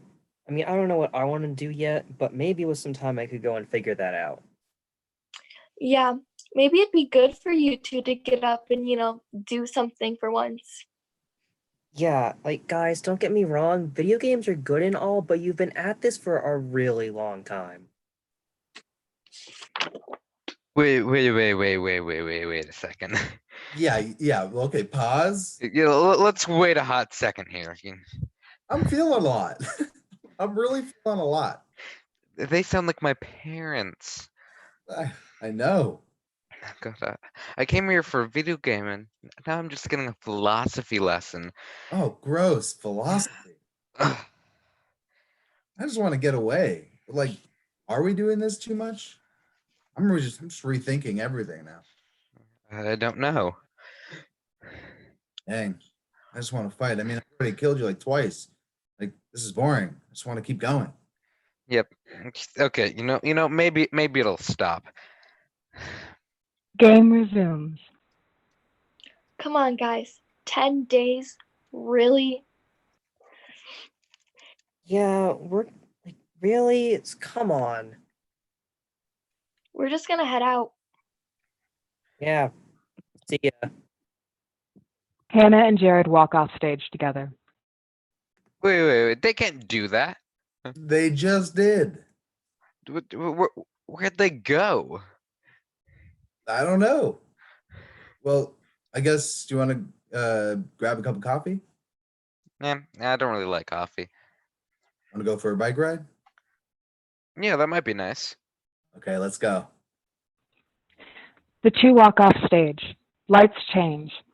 This time, bright, warm, a space of hope. All cast joins the stage.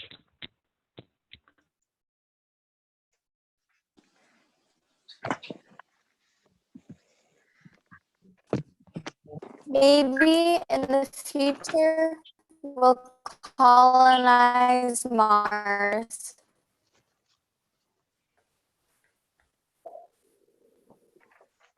Maybe even Neptune. Maybe we'll reverse the effects of climate change.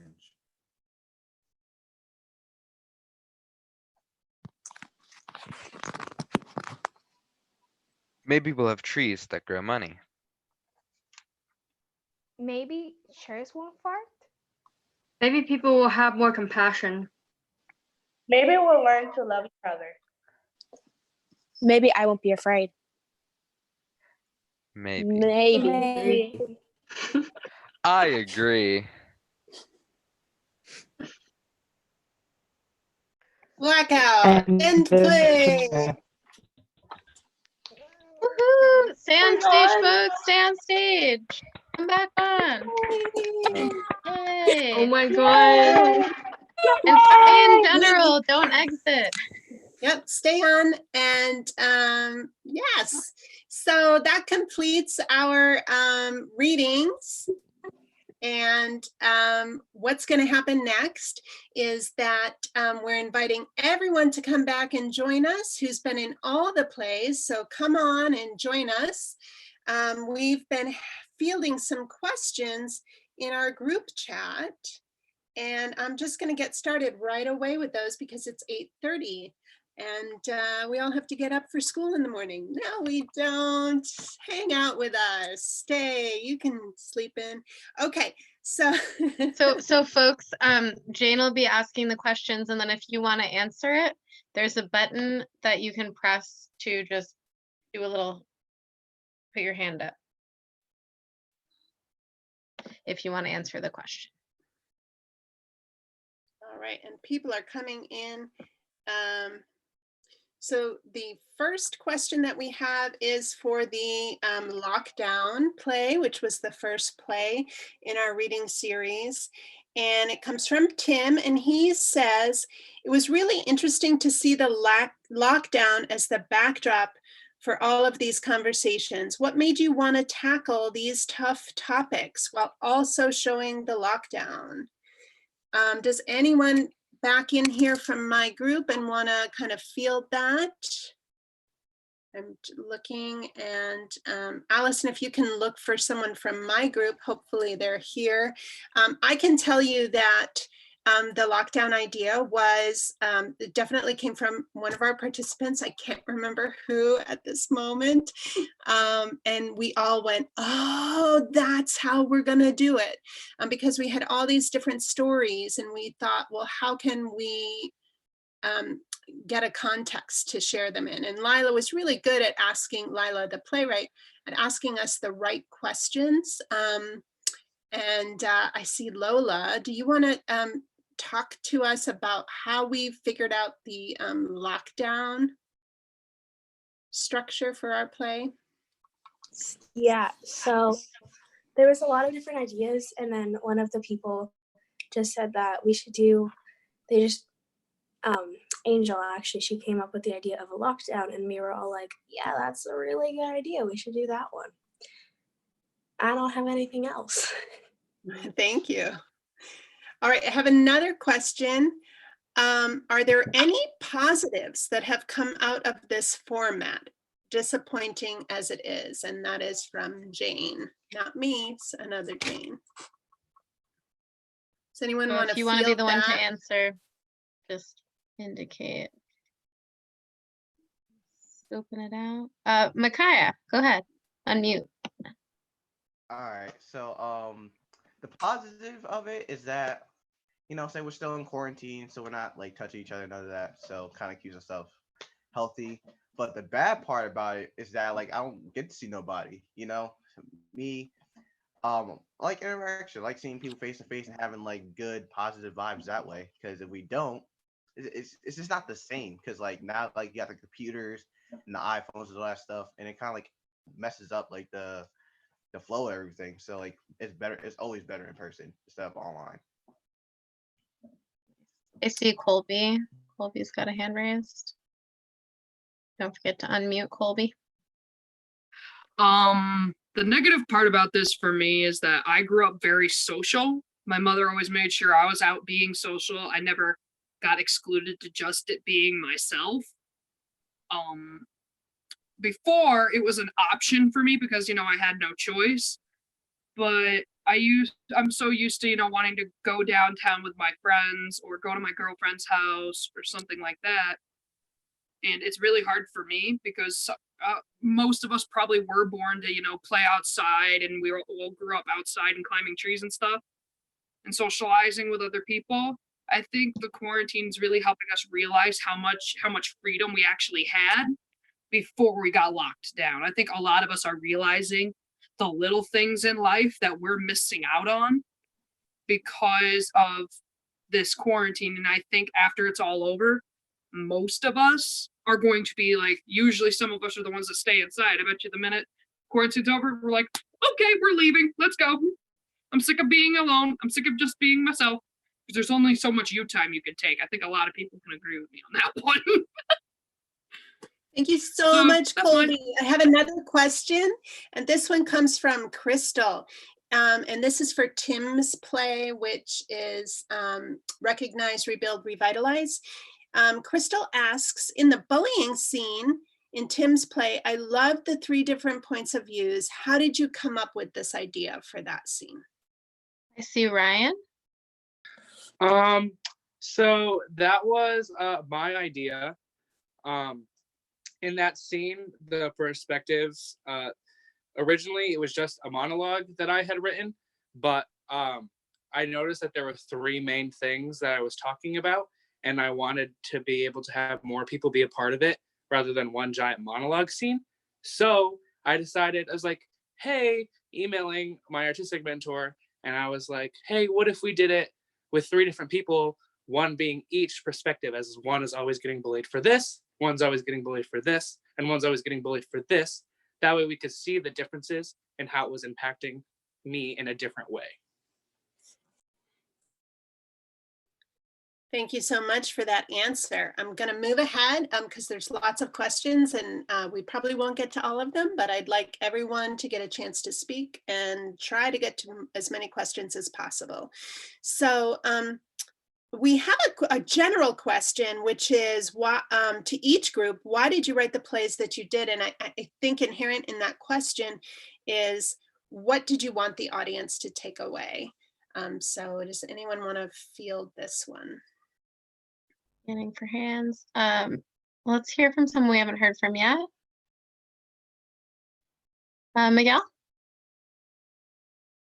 Okay, I feel like our play was like about like smiling and like being forced to do what other people think is best for you.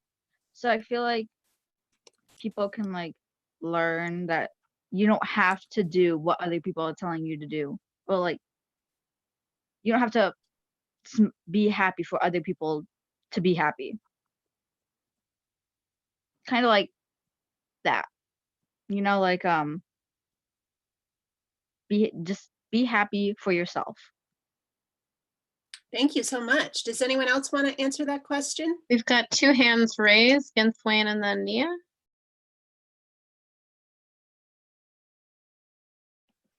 Genswain, don't forget to unmute. So the message we wanted to get across in It's Not a Dream was that it was like, well, first thing, like your voice matters, and that like even though you're like helping others, like it's great to help others, but like sometimes you need to help yourself too. And like I mean, yeah. But the main point was that your voice matters, and you should make sure it's heard because it matters.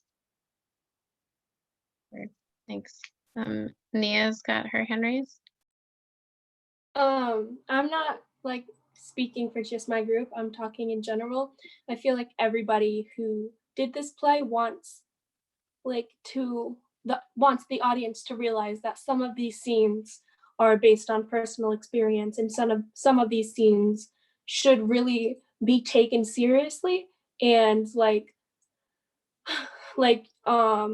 I know there was a lot of like mental health in these scenes, so yeah, that's basically what I wanted to say. All right, let's move on. Here's another question for the lockdown group. Was the concept of the alarms going off in the background and people ignoring it or taking it seriously meant literally or metaphorically, and why? Pretty good question there from John. Does anyone want to field that?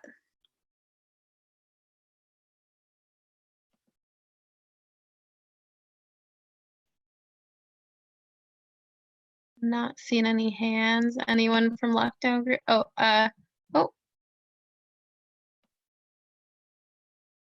All right, Micaiah, go ahead. So, with my group, I feel like it was actually, it was real because if you heard in the play that we took it as a joke in the beginning as like, all right, it was a drill and we always have one every month. So like, we didn't think it was serious until it started lasting longer and longer and longer throughout the play. And then it was like, okay, maybe it actually is a real like lockdown if someone's in the building. So we were just kind of like, with the play, it was like reflection kind of. It was like, all right, I'm looking back at all the past and all the things I've done and see if it like, am I like, if I was to go out, am I okay with it? Like that's like the concept of like the bells and all that stuff was going on. Thank you so much, Micaiah. The next question's for Allison's group. It's Not a Dream. And that question is, how did you come up with this almost fairy tale feeling twist for this storyline? And that's from Carissa. Answer from my group.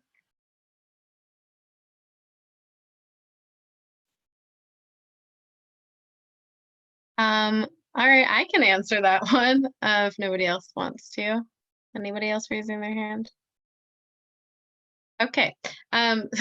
So the way that we came up with that was that our group was very into these very surrealist scenes. There's an infamous scene that was created that has a talking dog in it. And our playwright, when she read that scene, she loved how excited we were about surrealism. And she and I suggested this idea to the group that we really lean into surrealism and into that sort of storytelling. And they were like, yeah. Then we sort of ran with it.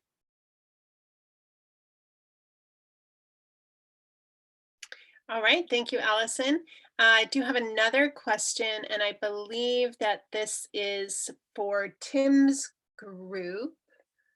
How did you all come up with the concept of John's character, meaning the character who's John, or maybe you can answer this. He's the host, I guess, of the parent game show.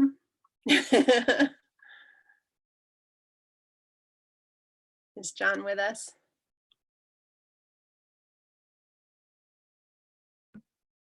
Skylar? So we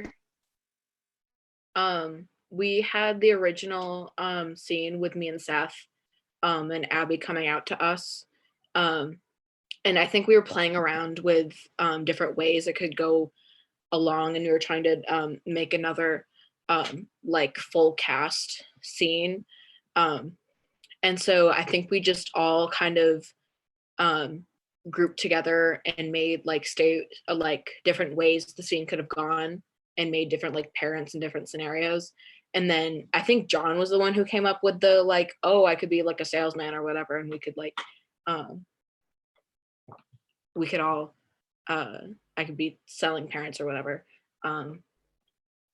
Thank you, Skylar. Awesome. So the next question is for Bree's group, All You Need. Lita asks, where did you get the great idea for pronoun fight club? Very funny scene. Does anyone from Bree's group want to field that question? I could. All right, Colby.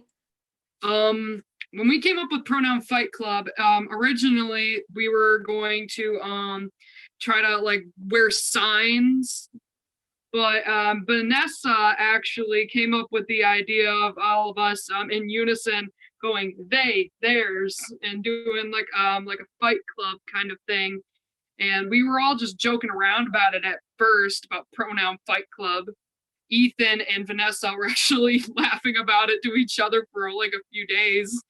And then we're just like, okay, we got to make this a part of it. So Vanessa choreographed all of us to do the punching and the kicking. It was kind of supposed to be like a little humor. So I honestly thought it was pretty funny. It was like one of my favorite scenes to do. It was my favorite scenes to do. Awesome. Great. So just want to say that in the chat, Carissa got a lot of love. A lot of people want you to adopt them and be their mom. Carissa, so way to go. Let's see what else.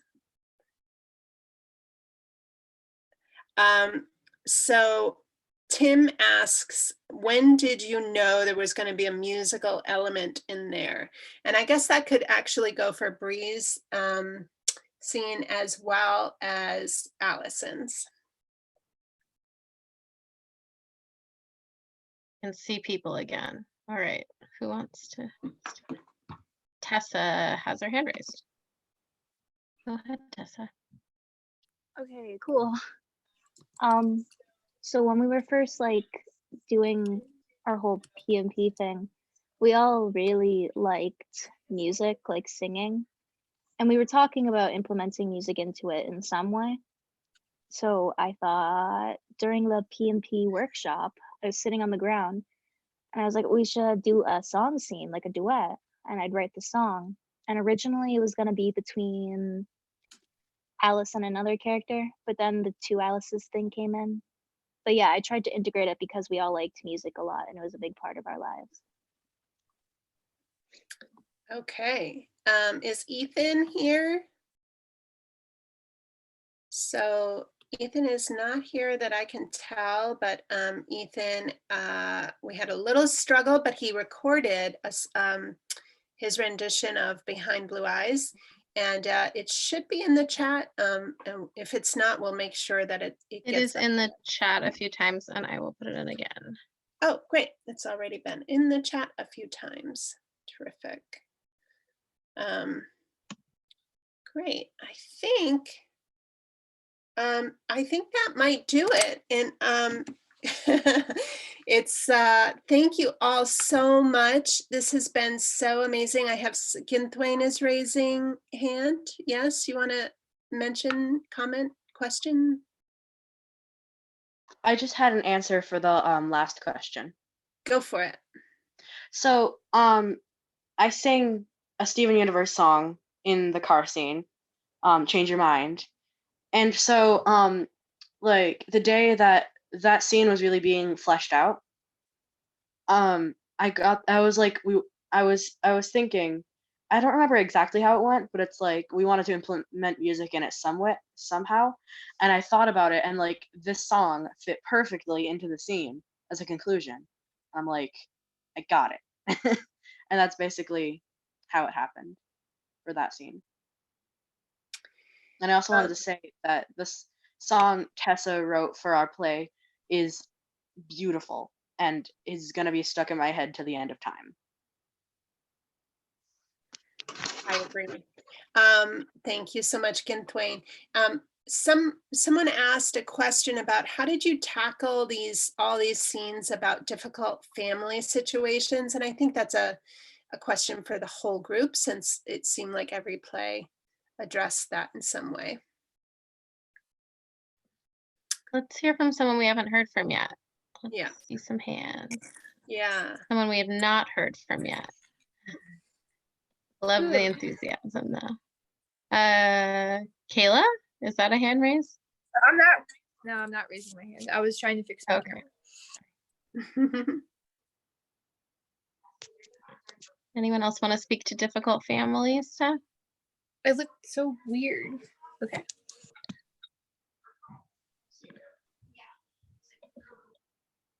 Wait, Jane, was there even any question for ours? Like besides like one?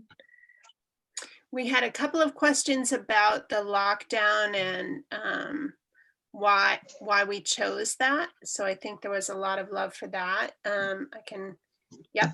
But I think that we had a couple of scenes in ours about family. So if you might want to address that, Kayla. What?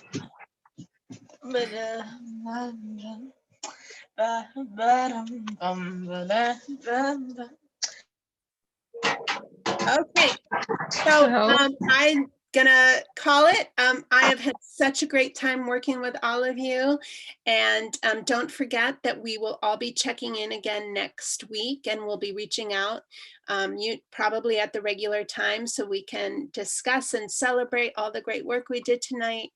I love you all. You're so amazing and talented and gifted. Thank you for joining us, and have a terrific evening. Bye, everyone. Bye, everyone. It was great working with you all.